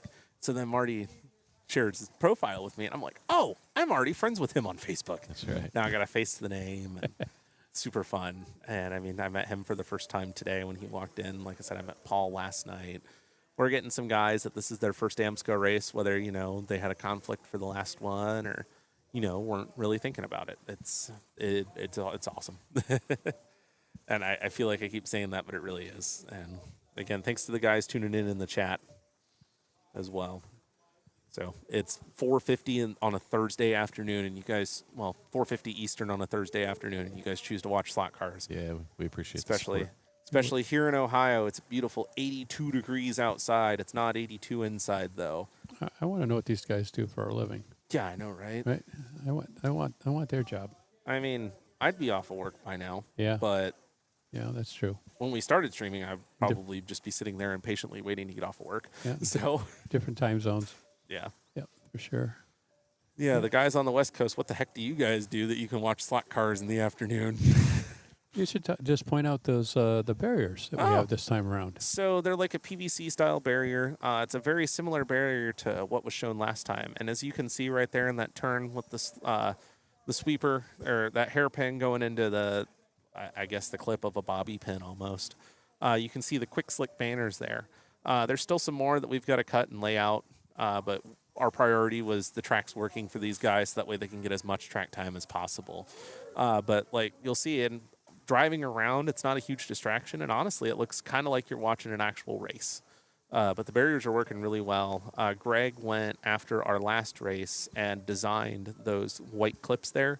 What it is it's 3D printed. There's a piece that goes over the top to hold them in place, and then you can screw them in. And I know here soon, because we have a ton of them, they will be available to purchase on Velocity's website. Right. It will be a Velocity part for these, so then other guys can do it. Yep. Steve's got these lining his home track, his home Scaleauto track. They work really, really well, and it looks cool. To me, it's like a scale edition, but a very effective one. I mean, we've seen one come apart, which that reminds me, I need to add one to that, to one of these turns out here. And Now, I forget which one. Full disclosure, you do have to, they're secured with a screw. Yes, they are screwed into the OSB underneath. OSB. So as long as you have some form of like an OSB base or something like that under your track, they work really well. Yep. Or, if you're fine with screwing into the table, your track is set on. One of the two. I mean, Yep. I know there's some guys out there that would like retired is the best job. I've got a long way before that. Just saw that one. Retired for another word, which is another word for old. Hey, we got Ian or Doug tuning in. Thanks, Scaleelectric. Hey, guys, we miss you. We miss you. We're having some chewits in your honor here. And we're looking at your gantry. Yes, the beautiful magnetic racing gantry. Yep, the amazing gantries that you guys designed and shipped over for the last event. They're being put to good use in this event as well. Yes. So then we've got the magnetic racing billboards out there as well with, Professor Motors on one. I see one with Slot Car Corner, Quick Slicks, and BM Slot Works. I see a magnetic racing billboard. We've got Mark from Slot Journal brought these really cool, and I'll have to take a picture of this and post them at some point, 3D printed like race control towers overlooking one of the straights. And shout out to him. Mark's awesome. He's not even here to race. He's just helping out for the weekend, hanging out, having a good time. And so far he seems to be having a lot of fun. So even at what he's doing for us, and what he's doing for us is amazing. So shout out to Mark in Slot Journal. Yep. Where is the Slurpee? Ian, we don't have Slurpees yet. Maybe tomorrow. But I'm not sure if you just can DoorDash us one. Right. We don't need Slurpees. We we were talking about it earlier, Marty doesn't Ian. need So we are going to have a Slurpee in your honor. Yes. Before the stream is not this tonight, but we are. The end of the weekend. That's on our to-do list. So Yeah. Dad, I know you work from home. Work from home, take a 4-hour lunch sometimes. When your son happens to randomly be off work, go to a bar. Probably shouldn't be saying that aloud, but those are the days he takes half days. We'll put it that way. So still a lot of practice underway. Teams are continuing to refine their cars, their driving. Right? Yeah. Digital mode push said Ian got you a Slurpee on the way. Unfortunately, it won't make it till next year. Yeah, he'd have to move really fast to get it across the pond. Next year we're going to have the little We'll have IV bags. Oh my gosh. On the poles, and we're just going to, have a nurse or somebody come in at the outset and just put a IV in Ian's wrist, and we're just going to Slurpee. Yeah, we're just going to have a drip bag of Slurpee for Ian. Marty's testing some replay things, seeing how it works. I'm just looking over now at what it's showing. It's pretty cool. Yeah. Marty's transitions We're and playing with toys. the graphics and stuff that he stepped up his game on. ESPN, as Rob Hall would put it, giving them a run for their money. At some point, we're probably going to do a little session on two lines some night and talk a little bit about what's going on behind the scenes. Yes. There's a lot. There's like 18 miles of cable here that you don't see. Heck, if we had a roaming camera, which isn't hard, but if we had one, we could show you the miles of cable. Yeah. It's not terrible, No. honestly. No. Marty's got them all pretty well hidden. I'm trying. It's Pretty such a pain optimized. in the butt, though. It's like, yeah. Maybe so much we cable. should express it in kilometers. It'd be an even bigger number. that's right. Yes, it would. Yeah. Yeah, we'll break it down. We'll pull a camera off and show everybody Yeah. what's going on behind the scenes from the It's broadcast. actually a lot of fun. Yep. Yeah. Oh no, this is a blast. I'm glad I sat down with Marty when Steve was doing stuff out and about and was like, well, I'll join for a little bit. Yeah. Yeah, we didn't really talk about how long we would stay. As with the long live as stream. the fans want us here. Yeah. We got Easy. any more questions coming in? Yeah. Is that- No, Yeah, shoot your no questions. yeah, any questions at all? I imagine once the racing starts on Saturday, Yeah. we'll Or have qualifying and stuff yeah. like that tomorrow. Yeah. I know a lot of guys are, like we said, still at work, or coming home from work. Marty, I still don't know how you did that on your freaking button to make it do a burnout, because I just hit it again and it did a burnout and then it showed the thumbs up. I'll call that out. But yeah, right now we have Robert from LEB in lane 3. Rick Eichhoff in lane 4, Tom Ulrich with Clearview in lane 5, Andy Quattromani in lane 6, Marty P in lane 7, Jimmy in lane 9, Mike LaPierre in lane 10, George Katsakis in lane 11, and Jaden LaPierre in lane 12. Which, good lineup up there. Good racers. All of them. Yeah. Marty P is relatively new to the hobby. He's been doing it, I think, for about a year. Yeah. Maybe a little bit more, a little bit less, somewhere around there. And, that just shows anyone can come out to this. I know he's done club racing with me a few times, done it since he slots. But, the May race was his first big race, and he got his feet wet, and he's like, man, I want to go back. He was just at Slot at Nationals with some of these guys a couple weeks ago. You got Paul was out, Paul Gronsky, Rick Eichhoff, and Steve Holzman were all out there a couple weeks ago, and now they're racing slot cars again. Yeah. Halfway across the country. Yes. More than halfway across the country. Yep. Yeah. And Andrew, who's coming in, Andrew Shin was out there as Was well. out there. He was here in May, right? Yep. So it's great. That's great. Caesar is in the building. Caesar is physically in the building. Yeah. Oh, hey, I see him. Yeah. Yeah, he's talking to Greg. Good. Yeah, we'll have to get him and Mike to swap out. I know Greg is still helping manage the team, thankfully, because that's not my forte. And he kind of knows what I want because his vision and my vision kind of lined up evenly. And him and I were talking before. It's just find what lanes everyone is comfortable in, like I said earlier. You got a tuning question here, Marty, from Digital Mode Push. Yeah.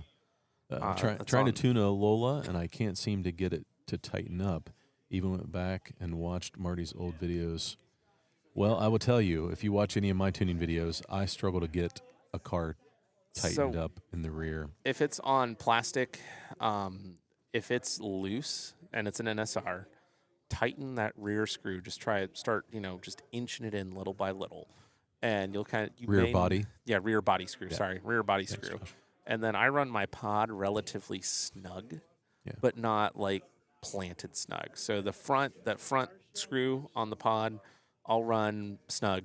Yeah. And then the rear two, I do about half a turnout from snug. And then my front body screw is also pretty tight. Now, your mileage may vary. It's all track dependent, you know, and mainly the thing I focus on adjusting on NSRs is that rear screw. That's the place that I normally start, and that's normally where I'm fine tuning. I'm standing at the track like, oh, it's a little loose. Let me turn this screw just a hair. Okay, that's better. I'll drive it for a little bit, Right. and maybe it's not. Maybe I'm like, well, I want to try doing this. But the most important thing still is one thing at a time. You don't want to do 50 million things and then, well, which one caused it to traction roll, for example. Yeah, just keep that up. And then, Dean, to answer your question as well, which is how long are the heats going to be for driver change? The heats will be about 27 minutes long with 3 minutes in between to change drivers and allow the track crew to change the cars. Yeah. So Well, there it is. if you have a 6-person team, Yep. and everybody is sharing, the driving equally, so they're going to get about 4 hours of 3-4 hours of track time. Yeah, because you'll get 2 hours. You'll get a little bit less than that. You'll get 2 hours. 2 hours of track time. Because it's you 12 get an hours in hour total. with the hypercar, and you get an hour with the M8, which every team has been told, excuse me, to share it equally. Yep. So And that's a 6-person team. Yes, So obviously, five- if it's a 4-person or a 5-person team, you get, potentially going to get even more. 5 persons the exception. You may have one guy that does one heat less, 1 or 2 guys, and then the 4-man teams run 6 lanes, so they'll get 3 hours of track time. Yep. So they get an additional hour because they're missing those 2 people. Yep. So I know they're looking for their what is it? We have 12 lanes. So they're looking for their 3 lanes that they are comfortable with. Versus, a team with 6, you only have to be comfortable with 1. Yep. The other 5 don't matter. As long you can really focus in, hone in. But we'll, like we said, we'll have different strategies, and we'll have to have different team members or their team captains up here to discuss strategy and what their goal is and what they're looking for. Yeah, we got Caesar already out there right after he comes in the building. Well, Yep. right after we see him in the building on the track in lane 8. Well, that's good that he's going to get He's looking pretty some pretty track solid. time here. Yeah, I know. Greg was watching him. Mike's down there watching him again. Wherever they choose is where they choose. I don't care. I've got my orders for kind of where I want people, but wherever they're comfortable, except for the outside gutters. Those are mine. That's where I'm comfortable. And I don't think anybody's going to complain that they don't have to run those lanes. I know Marty won't. What, the outside? The outside gutter. I like the outside gutter. I like the outside too. I really liked lane 11 when I got to run that, and Yeah. then lane 5 was also pretty fun. Yeah, The I like ones those just outer lanes. right inside from the outside, those are going to be some really, really fast lanes, and which is weird to say because they're right next to the outside lane. But I can tell you right now, even going from 11 to 12, it's like driving a completely different track. Yeah, I was surprised when I went from 10 to 8. Yes, The difference between those 2 lanes, it's huge. I couldn't believe it. It's a huge difference. It is. It's crazy. The last race in May, it didn't really feel when you were skipping down and skipping up. It didn't feel like a ton of difference until you were on the very edges of the track. But now, especially with the more variance and turns that we have, it seems like a bigger difference. So, for those probably wondering, the tightest turn we have on the inside is an R2. Scaleauto makes an R1 through an R6. So the tightest turn you'll have is an R2 on the inside, an R3 in the middle, and an R4 on the outside. The widest turn you'll have is an R4 on the inside, an R5 in the middle, and an R6 on the outside. And then you'll have, the one variant of that, which is the R3, R4, R5. So every turn features an R4 no matter what. Yeah, and if you remove the R1s from your design, the layout expands pretty quick. Yeah. Yes, it does. Yeah. This definitely could have been a lot tighter. The floor but plan. Yeah, the foot plan, definitely. Yeah. The other thing it might be worth mentioning here is these are not all constant radius turns. No, there's some increasing and some decreasing Increasing radius turns. Yeah, for sure. No, I know there's a couple. I don't exactly remember how many when we were cutting the track, but Yeah. I know I there's built a couple. 3 or 4 Yeah, I know there's a few. Yeah. on track 2, so Yeah, I know there's a few. I just don't remember how many. give a little bit of behind the scenes in track cutting here. So Greg and Oliver was kind enough to deliver or meet up with Greg and give him an entire, track worth of track. I don't know what to say there, but all of the pieces to make the track, except for, a few. And so we were able to then break it up into sections, figure out, okay, this is how much room we need here, this is how much room we need here, and then we'd cut it. And then to make the mirror, we would flip the piece that we cut over, trace it, and then cut that. So we were able to actually pre-plot sections of the track without having the entire track laid out to be able to make the cuts right. So it was a big help, and it was a great idea by sped Greg. everything up. And yes, It and really helped with setup for sure. and then we were also able to label the pieces, so then that way, Steve and Oliver and Mike and Greg and the guys that helped on Wednesday, Marty, Mark from Slot Journal, everybody that was helping us on not on Thursday, on Wednesday. Oh my gosh, I'm losing track of days, and I've only been off work for a day and a half. Yep. And were able to help us out, and it just accelerated everything. It really did. Speaking from experience in May, when we went through it and comparing it to this time around, setting up the base, the track base and stuff, everything lined up really, really well. And all in, if it was like a shop billing for man hours, I'd say there was probably, so I know Greg and I spent a total of 8 hours together cutting it, so that's 16 man hours. And then we had myself, Greg, Andy, Dominga, and Todd there to paint for 2 hours. So that's another 10. So that's 26. So I'd say about 40 hours of work went into just cutting the bases for the track. Yeah. And again, that's man hours. That's not, overall hours. Overall hours, you're looking at maybe 16 at the most. I mean, because Greg and I laid out the track on Monday evening, just, double, triple check some things. We found some things that needed adjusted. We found, one piece that we didn't cut initially that we had pre-cut. We found out it wasn't right. So we recut it and then added a piece in, which that piece has a name that is pretty funny that if you guys were here, we'd mention to you offline. But it was, we added that in, and then there was another piece that just needed a little bit taken off of it. So we were able to make those adjustments at Greg's wood shop and do that before getting here. So then that way, we didn't get a bunch of sawdust on the floor and, kind of like last time.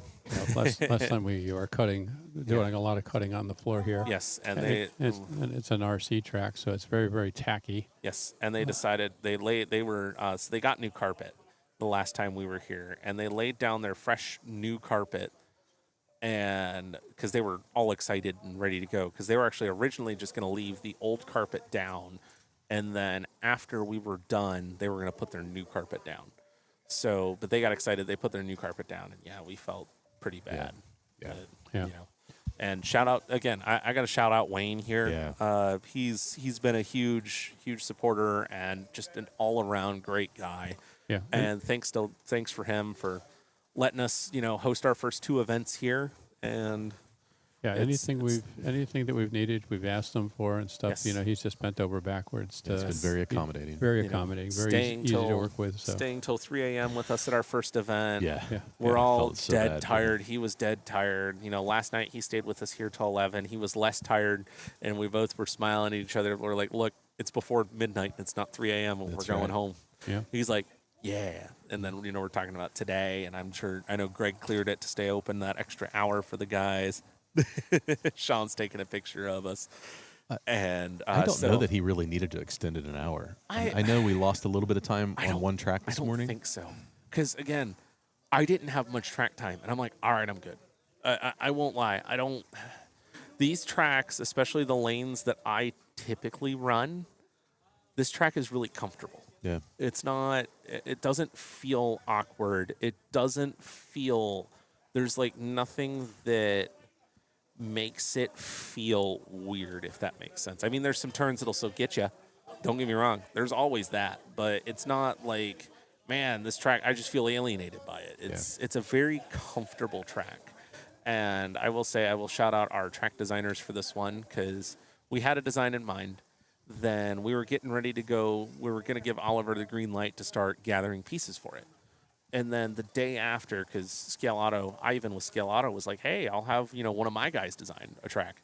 And then the day after Greg gave the green light, literally the next morning, they sent over the design and we're like, yeah, that's what we're using. Yeah, for sure. And so huge shout out. Scaleauto actually did design this track.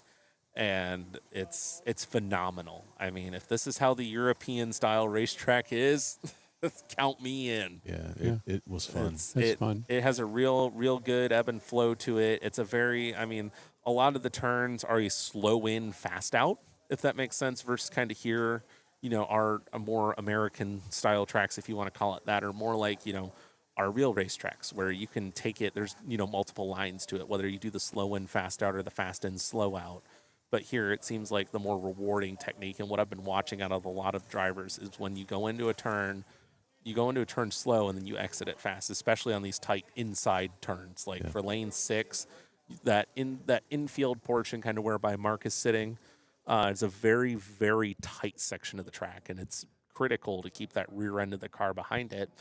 And for those that have been to or know about Mike Stott's personal home track for where the Michigan 24 is, it mirrors black a lot on the inside of that track. Yeah. It looks like that. And again, where that comes into play potentially is if you have, let's say, a 6-person team and you're assigning a driver to a lane, then that driver can get dialed in, let's say, to lane 6, the braking points, their controller set up, the whole 9 yards. It's when you're, if you're going to be driving 6 and at some point you're going to be driving 1. Yes. Big difference. Everything is different. I mean, if I were on a 4-man team and I chose 3 lanes, personally, yeah, I would choose, the lanes that are local to each other. I mean, now, unfortunately, that means, if you're going to do 11, 12, and then your third lane is like 6, you're going to do a double stint, which I hate to say it, for a lot of guys with endurance experience here, an hour's nothing. Yeah. It's nothing, but it's still a lot. Yep. There is one thing that we touched on it just a little bit, and that is, and it doesn't get a lot of attention because you don't see it, and that's the wiring. Yes. That makes everything go right. Yeah. We talked a little bit, that we were giving somebody a hard time about a power tap and stuff. There's 5 power taps spread out, to ensure even power distribution and stuff. But underneath each track, has like an umbilical cord.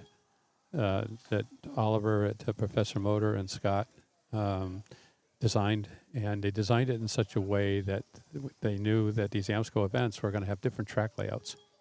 Right. So they didn't want to have a fixed wiring system where they'd have to reinvent the wheel every single event, every single track layout. So they've come up with a very, very flexible and scalable wiring system here that just makes it much easier to wire up the track and to test it. So it's well done, and a shout out. Oliver was here all day Tuesday. He was not feeling well at all. Still shout out to him for him coming. For even coming, and he spent most of yesterday morning here as well, and finally he just was the point where, hey, I got to get home, get to bed.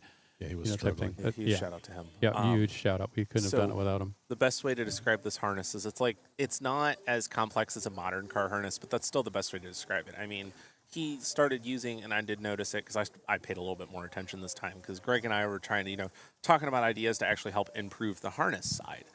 And when I started paying attention to the harness more so than before, him and Scott were implementing things that I had thought of and wanted to suggest already. So they're using XLR for a lot of the connections to make it nice and simple. You can only plug it in one way. They're using Deutz connections in some places. So they're using these very standardized connectors to where it's like, oh crap, a connector breaks. You can go to, I think, Best Buy or Guitar Center or Micro Center and get an XLR connector, and then Deutz you can just go to AutoZone and get. Right. They're everywhere. It's super common, super easy to find. If something breaks, it's not a hard repair. It's not like they're using a proprietary connector or everything's soldered together. It's super easy, super simple. I mean, yeah, it's plug and play. Yes, very, very plug and play. Plug and play. Now that I know a little bit more about that, it's awesome. Yeah, and it doesn't take long. Once you get you kind of get an overview from Oliver, how things are organized and how it works. it's very, very straightforward. Yeah, Steve got the briefing. I'd love to see at some point the diagram for designing it that I'm sure Scott has somewhere. Yeah. Because that's something, personally as a mechanic by trade, I'm a heavy equipment mechanic for those that don't know. By trade, I do slot car racing as my hobby. I wish it was my job sometimes, but it's my hobby. And I like being able to, study and understand schematics and then being able to translate them. That's actually something I kind of struggle with personally. And that's something I've been wanting, I am working on at work as a personal skill to get better at. And I know understanding this takes a lot, but once you know how to read a schematic or, once somebody gives you a briefing on how it works, it's great. I mean, Well, I would offer up that when we have customers that call up and they want to wire their track, yeah. the ones that have the hardest time wiring their slot car track are the electricians. Because they're thinking, the color coding, for like residential or commercial and stuff, and that's different than than the traditional slot car track. Is it right? red is power, black is ground, and white is Red is your brake. red is brake? Right, Oh, yeah, white that's and right. black are your power, right? Yeah, okay. On a slot car track. Okay, so it's closer to a home setup than an automotive setup. Right, but they'll get to a point where you're discussing, how the wiring works and stuff, and then it's like, well, wait a minute, that's wrong. You're Right. Why are you doing that? And it's like, I'm not doing it. Yeah. It's not my convention. Yeah, It's been around since the '60s. Yep. This is what they chose back then, and You can use whatever color wire you want. Yeah, you can use the purple wire for Right. your brake. But no. But then you look at your hookups, and you've got a black and a white, and you got a red. Right. And So- the red is your brake. So white is still positive, black is still earth, and then red is brake. Yes. Okay. So That's something I just learned. So the memory, the little memory thing is white to wall and black to track. Yep. Right. And you see your controllers in between. So Okay. white's coming from the wall into your controller and going out to the track on black. Ah, got it. Right. Man, hearing Holzman's team improving there. Yeah. So we've got another driver change or another lane change, I should say. We're underway. starting to see some teams creeping into the 11s. for sure. GT slot cars. I don't know who was running for them just now in 10. They did an 11.3 though, which wow. I don't know if it was Paul or if it was Chris or Rick or Jimmy or who, but I'm sure one of them could answer it for us. But I don't know. It'll be nice. What would be really nice too is, to get, and I'll suggest this to Greg because this would be useful for you guys on the stream and kind of useful for us. What lanes do you think your drivers are going to be running?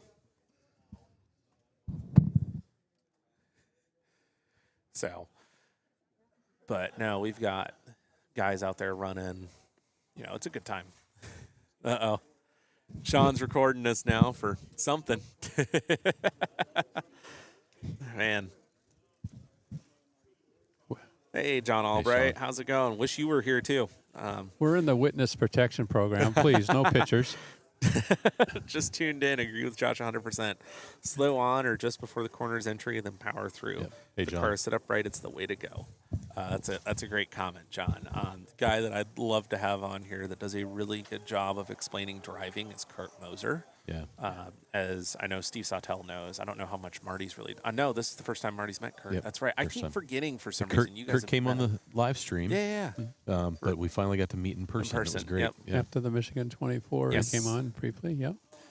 But no, Kurt, we were down at Steve Holzman's because he was doing a test and tune day, and honestly, I was running the new NSR hypercar with some rubber tires on it, just down there to have some fun, hang out with the guys. Because at the time, I didn't know I was racing yet, so I didn't have any cars to test. I just had a car I've been playing with that probably has more laps on it than Marty's hypercar did at this point. Yeah. And I was down there messing around, and Daniel Ortiz was down there with us. And I'm not going to pick on him, but he's a great example. He was, struggling to figure out Steve's track. And I was like, hey, watch the way Kurt drives. I'll try and explain it because Kurt's explained to me his driving style quite a bit. And it's his and Mark's are two driving styles I really look up to. And that's why I can't wait really to focus on Paul, especially in a race pace. Paul Gronsky, Chris R., I've seen him drive. He's phenomenal. I can't wait to see Jimmy drive. These are guys that I look up to driving style wise to, where can I improve as a driver? What can I do better? And sorry, Kurt was at Steve's that day, practicing for this and testing and tuning with Holzman on the cars that TD Slot Sports run in. And, I told Daniel, I was like, yeah, watch Kurt run, see what he's doing. I tried explaining to him, a little bit of his style. Then Kurt jumped in and just gave an absolute masterclass on his style of driving, what he does, what can you do to improve, all that good stuff. And it helped Daniel a lot. I noticed he dropped like half a second. So, a lot of experience. Yes. Kurt's been racing for a long, long, long time. He's races on Team Slot Car Corner at the Michigan 24. Woo-hoo.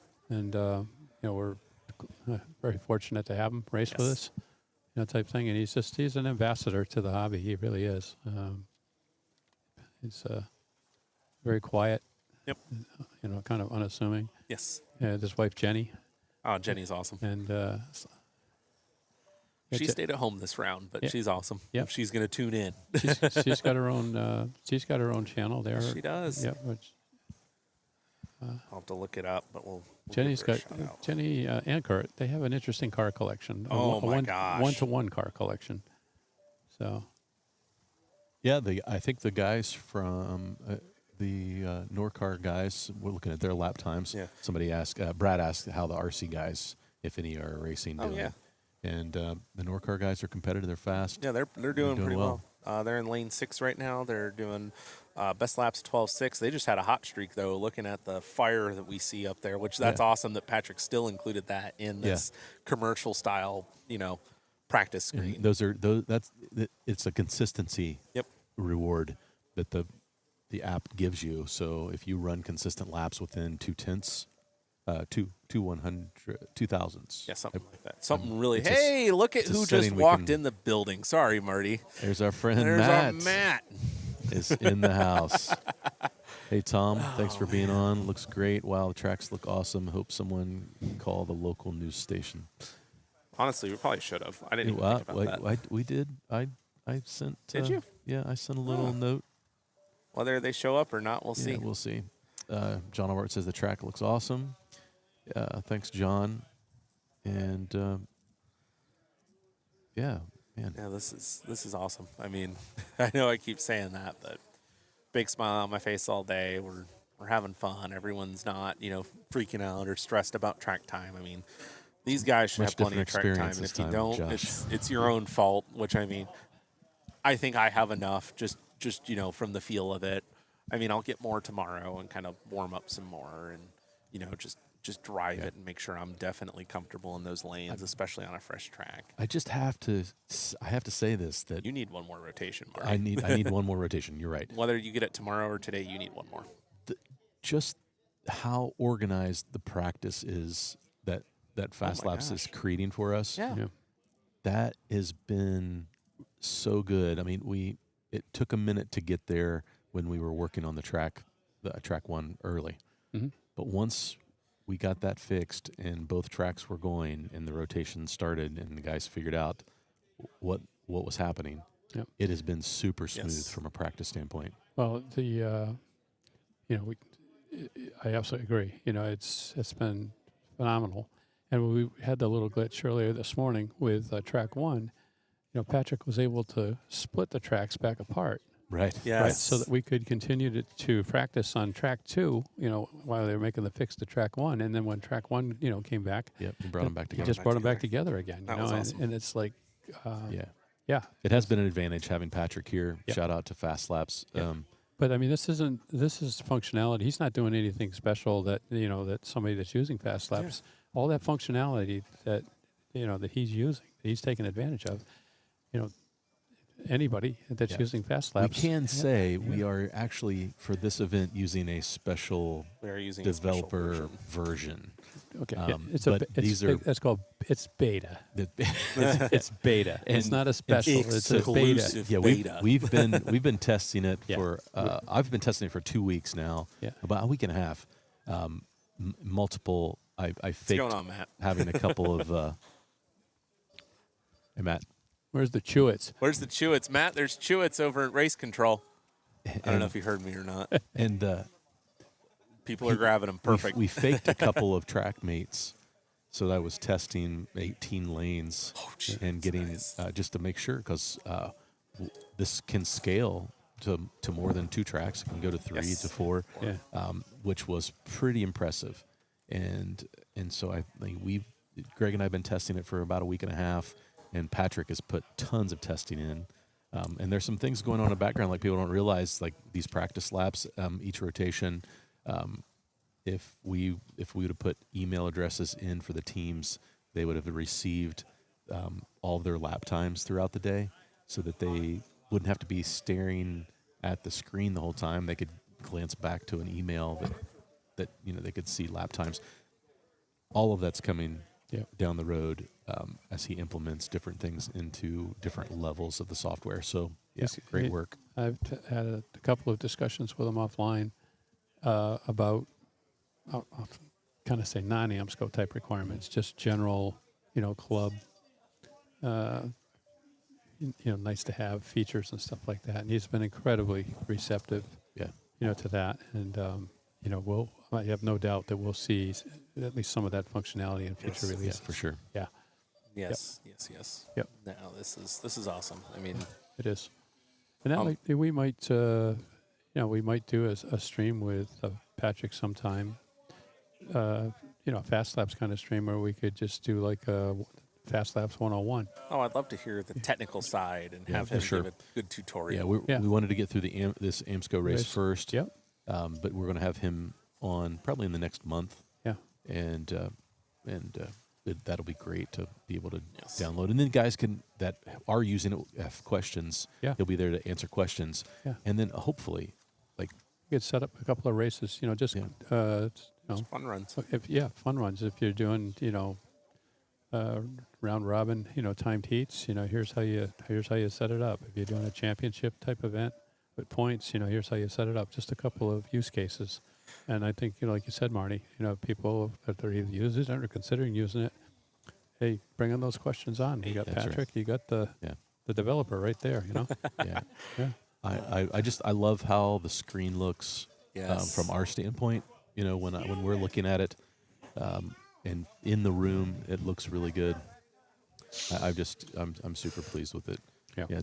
Tom, where'd that come? Sorry, from? I'm hearing Kurt DeMars being Kurt DeMars down there.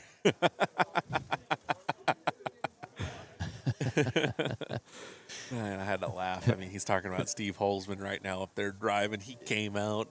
Yeah, He was busting his chops. Yeah, don't worry. Dusty has already been in the chat with Matt talking about tire cleaning. John, you don't need to see our faces. Oh, man. But Slot Car Misfits had a question for you, Marty. Did I miss it? Yeah, it's just saying, are you racing? So, Oh, yeah. simple question. Yeah. We can just put it up for There we a go. second. There you go. Yeah. We had somebody want to see our ugly mugs. Hey, guys. So, Ray, guys- if you're still tuning in. yeah, man, it's good to see you guys in the chat. We really appreciate it. We're already having some fun, and this is just Thursday practice. Yes. Yeah. So we're excited about the schedule tomorrow. I'm we'll excited. Be bringing, I'm excited about dinner. yeah. Oh, me too. I'm excited that we're going to get out of here in time. Yes. and not that be we can eating go- at 1 o'clock in the morning. We can go sit There you down go. somewhere. I know last night I went to Waffle House, but Did you? Last Yeah, night, I Steve and I Yeah, drove we went through to Waffle McDonald's. we drove through McDonald's and we went back to the hotel room and we ate in the hotel room. It was exciting. I was, sat yeah, down great times. with Greg at Waffle House, and last time Greg unfortunately never got to go to a sit-down restaurant at all. Nope. His diet basically was McDonald's, or Taco Bell or Wendy's or whatever. And he sat down. I was like, Greg, how does it feel to sit down in a restaurant? He's like, I don't know what this is. Yeah. Like, Yeah. neither did I until 3 a.m. Yeah, we didn't. But no, that was a great time last much of night. that. And, I mean, I know Joe's never been to Waffle House, and I'm like, man, we should go Saturday night after the race because it'll be a later night, but it's not gonna. Most restaurants will start shutting down because I've kind of noticed and observed everything starts shutting down here at like 9 or 10. Yeah. So you've got your 24-hour places like your Waffle House or Sheetz, but other than that, I mean, it's pretty early. I mean, heck, even McDonald's up here closes at 11 or midnight. Like for McDonald's, that's crazy. Where is I'm used to a 24-hour drive-through. where's Dusty? Dusty, Working. he couldn't get off work. Okay. And then he and his wife have a trip planned this weekend. That was a Oh, yeah. conflict. So Okay. I think it's I a gotcha. car show, isn't it? yeah, Or it is a something? car show. Yeah, that'll be fun. Yeah. Yeah. Yep. Yeah. So we'll miss him. Yeah. But Yeah. Brad said in comparison to the last AMSCO Scream, this is top notch. I don't know. I think the last one was still pretty good. Yeah. You know, I went back and watched the finals, and I watched some clips of it, and honestly watched me driving because it's kind of funny to watch yourself driving a slot car when you never get to see yourself normally drive a slot car. But I think they did a good job even then. I mean, Marty learned, Steve learned from these events, and we're just building, you know? yeah, for sure. Kind of like I touched on earlier, always improving. That's what matters. You know, always thinking ahead, thinking forward. I mean, and I got to give a shout out to Sean as well. He's taken some pictures with his DSLR over there for us, and I mean, huge shout out to him for even doing that. I know Yeah. Ray unfortunately couldn't be here, and Ray's a phenomenal photographer, but shout out to Sean for helping us with that and getting us some good pictures, because I'm not the best photographer in the world, but he's a lot better than I am. If you follow Sean on Facebook, I'm friends with he's- him on Facebook. He's got some chops. great photography. And he's a He a car guy too. He works in the. I think He I works thought for I was Edelbrock. gonna say, I thought he said he worked for Edelbrock, Yeah. which was What a- super cool. what a Him and I dream were job, talking huh? about that. Yeah. What a dream job. Yeah, you know, once I found out we were racing together, and once I, you know, made the connection of who it was, I sent him a message, and I was like, "Man, it sucks you couldn't be here in May with us." And we're like, and he's like, "Yeah, work sent me to a drag race instead." I'm like, yeah. "Man, that freaking drag race! Tell him you got a slot car Dadgummit. race, and then Edelbrock needs to start making slot car parts." That stinks. But no, it was, you know, I'm glad he made it out this time. He's been super enthusiastic about this whole thing. I know Kurt Moser was a guy that tuned in to the entirety of the live stream last time. That guy, you know, so he, you know, we got a lot of guys out Just have here them up here. that weren't last time. Are we getting up here? No, we were talking about throwing my mat on that. No, put up here. Oh yeah, we could. Yeah, Because they wouldn't know. Yeah. We're keeping a secret from the viewers. Yeah. Yeah. yeah. I know which But one. eventually it is. we're going to Yep. let you in on it. Yep. Yeah. It'll be a good one. You guys will like it. Yeah. Have some fun. Yeah, Yes. that will be fun. It's going to be fun. Matt's got a job and he doesn't even know what it is. I'm going to step Well, he's got away a for a couple little bit, Okay. and I'm going to set up our new toy, one of Okay. our new Oh, yeah, toys. yeah, I'm yeah. going to Yeah, yeah. see if I can get that going. Okay. Yeah, cool. Ooh, oh, yes. So So I will hand it to you, and then I'll hand it to you, and then Sam, you can go that way out. We got a cord of death running across there. Yeah, we'll have to change that, Josh.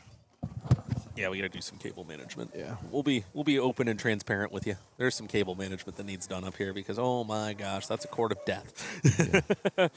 If I could show a picture of it to you, man, you guys wouldn't like it. OSHA wouldn't like it. That's the only one we'll say wouldn't like it. But oh yeah, Brad, absolutely. No, yes, Marty's done a great job refining it. I mean, already, and this is the practice stream. Yeah, Both. well, you know, we wanted to level up. Mainly, the leveling up was just making things feel a little better in the room for you guys. Yeah. You know, like, you know, we had some stress points in the last race, and we learned a lot. We were struggling with getting the leaderboard Yeah. digitally Work. into the switcher. Well, there's even that. And so we were able to troubleshoot that and figure out what was going with that. Got that fixed, and so now I just that was one thing that just hung over my head the whole weekend, and I was struggling with it. So He's pointing at the mic. he just got here. He did just get here. We'll let him settle in. Nah, put him to work. We've got a couple days. Put him on But the I think track. that, Put I him think to one of work. the things that we do appreciate from our sponsors is just how they stepped up to Oh my gosh. help us level up, you know, Well, on all aspects. And it's super cool. You can see the sponsors provided some banners for us back there. Yeah. So then that way they're displayed to you guys on the stream a little bit better than the scenics that are around the track, which the scenics are still super cool. Yeah. I can't say they're not because they are super, super cool. And it kind of adds a nice little scale aspect to it, which you don't normally see in races like this. I mean, again, shout out to Magnetic Racing and Scaleauto Scenics and now Slot Journal Mark for providing the scenics and just making it feel like a racetrack. Yeah. But no, the banners are great. super cool. I mean, they came out really well, every single one of them. LEB, Two Lines, Professor Motor, Slot Car Corner, Cloverleaf, AMSCO. We've got a set behind the drivers, and then there's actually a set behind our streaming stand that we're currently on right now that, all the guys can see when they're pitting, so that way they remember where to buy their stuff from. Because, when you guys support them, they support us, and it wouldn't be possible without them. Yeah. None of this would. happens. Yeah. Yeah, I mean, huge shout out to those guys. Marty wouldn't be here. He wouldn't have this ESPN quality broadcast. Steve's doing his thing. Yeah. Who's Red Bull? Sorry, I thought they were talking about the drink. I completely forgot there's a Red Bull livery BMW out there. But no, this is, I mean, it's beautiful. I think the layout of the tracks this time is a little bit better. We can all see the drivers' faces. They don't have the little bit of sun coming in from in front of them this time. Because the nice thing is, because it's an RC track and how they have it set up, so we're standing on top of what would be the driver's stand. And I'm sure RC track. they talked about it before. And hold on. Caesar and Mike, you guys are in lane 5. Sorry, helping out my team. They were trying to figure out where they were. We're trying to get Caesar time because he just got here, and I know once Andrew gets here, I want to get him on the track. I don't know if he'll be here today. I mean, I'd love for him to be, but if not, it's okay. We've got tomorrow, and we have a ton of time. I mean, 7 to 11. Yeah, we got. I mean, it's what, like 4 hours. Yeah. Like, we've had almost 10 hours today, 4 hours tomorrow. If these guys aren't comfortable with this track by then, there's something. Yeah, for sure. Something wrong. But no, it's and that's something that's awesome, especially about endurance racing. So, hey, Matt's standing next to us now, at least. Yeah. Gotta give commentary to what's going on up here. But yeah, we're on the RC stand. And because of the way that it looks, we're actually looking at the front. So this is for, those that this is your first time tuning in to an AMSCO race stream. Our current venue is actually in an old outlet mall. Yeah. And, when Wayne moved in here and set up the track and everything, the way that it works is he actually has 4 what would be retail stores set up. The walls are down in between them and stuff. And it's all set up to where, you've got the RC track in 3 of them and then the hobby shop in basically 1. And, you're looking out and looking over. And the way that you're standing towards the back of the retail section and looking towards the front. So you're actually looking straight in the window. So if he didn't put up the curtains that he did, we'd all be blinded by the sun right now and you couldn't see. Yeah, But, and it's so something shout that out we to him. dealt with on the last stream. Yep. Some shots were washed out a little bit because of that light, and this is so much better. They've done a nice job. I think he put up, that extra layer that he put up for the Hootie series, because I'm guessing they just ran that recently. Yeah. Because there's a lot of stuff that's here that wasn't here in May. And we keep referring to it as last year, even though it was May. It just feels so long ago at this point. But and I think it helped a lot with sight lines and being able to see the guys and and especially since the guys now have their backs to the windows, they don't see, they're not having the sun come in the corner of their eyes or anything. And it's been comfortable temperature wise in here too, at least in my opinion. Wayne's got the AC set at a good temperature. So, the only thing I've felt with the track is it's gotten better. I haven't felt it go away or come in, but I also haven't been on it in a couple hours now. I won't lie, because I got off probably at 3, if I had to take a guess. That was the last time I was on the track, so 2.5 hours ago. But holy crap. Man, I don't care. I could stay off the track for the rest of the day. I'll get on tomorrow. That's the way I'm looking at it. I want to get these guys track time. They are more important than me. Hey, there's So. Ben. Ben is in the chat. Ben Nailitz. Ben, what are you doing in the chat? Did you go home? He I'm got a guessing lot of you went practice in early. Yeah, I was gonna say, I think because you were out there a lot. But Ben's another phenomenal driver. He's our GT4 winner. Yeah. At the sprint race back in May. So fast. I was chatting with Ben, and he didn't want to build a GT3 car, so he's like, well, screw it, I'll build a GT4. It's simpler, a little bit easier, and Ben's a phenomenal driver. And Ben, I forget who you're racing with. I'm sorry. But he's a phenomenal driver, and whoever he's driving with is very lucky to have him. So I can confirm he is Oh, you have the team list already? Perfect. I did not know that. I need. Ben is running with Norcar. He's running with Norcar. Awesome. Yeah. Yep. Lucky them. Yeah, Ben's an amazing driver. I mean, Yeah, does a great job. yeah. So I mean, we want to give a rundown of who's running with who. Yeah, so well, we obviously have the Scaleauto team, which is Ivan, Jan, and Pow. Apau. That's how I Yeah, pronounced it. that's I'm how- sure they'll correct us tomorrow if we're we'll, wrong. We'll make sure that happens. Driver 4 is TBA, but I think I'm looking at him right now. He just doesn't know it. Is it Matt? I think so. Yeah. Okay. He just doesn't know it yet. Okay. Okay, yeah. Ben said he went home and he's racing with Narcar in the chat. Thanks, Yeah, Ben. Yeah. We got TD Slot Sports, our friends Steve Holzman, Kurt Moser, Mark A. Mark A. Okay, gotcha. Azaraga. Yeah, Azaraga. Yeah, Mark Azaraga, Jaden LaPierre, and Kurt DeMars. And Kyle Murray. Kyle Murray. Yeah. LEB OKM. That's Andy Q. Quattromani. Yeah, Katramani. Joe DeCola, Jeff Collins, Robert Bernard, Todd Kelly, and Daniel Ortiz. We've got for 23.5 Marty Marty P, Dominguez Shepard, Carl Dorsey, Chris Frater, and Scott Brown. For velocity, we have Andrew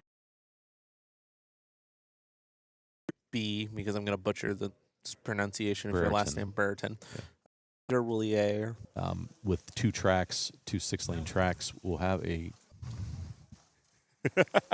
You can kick Andy out. That's not his lane.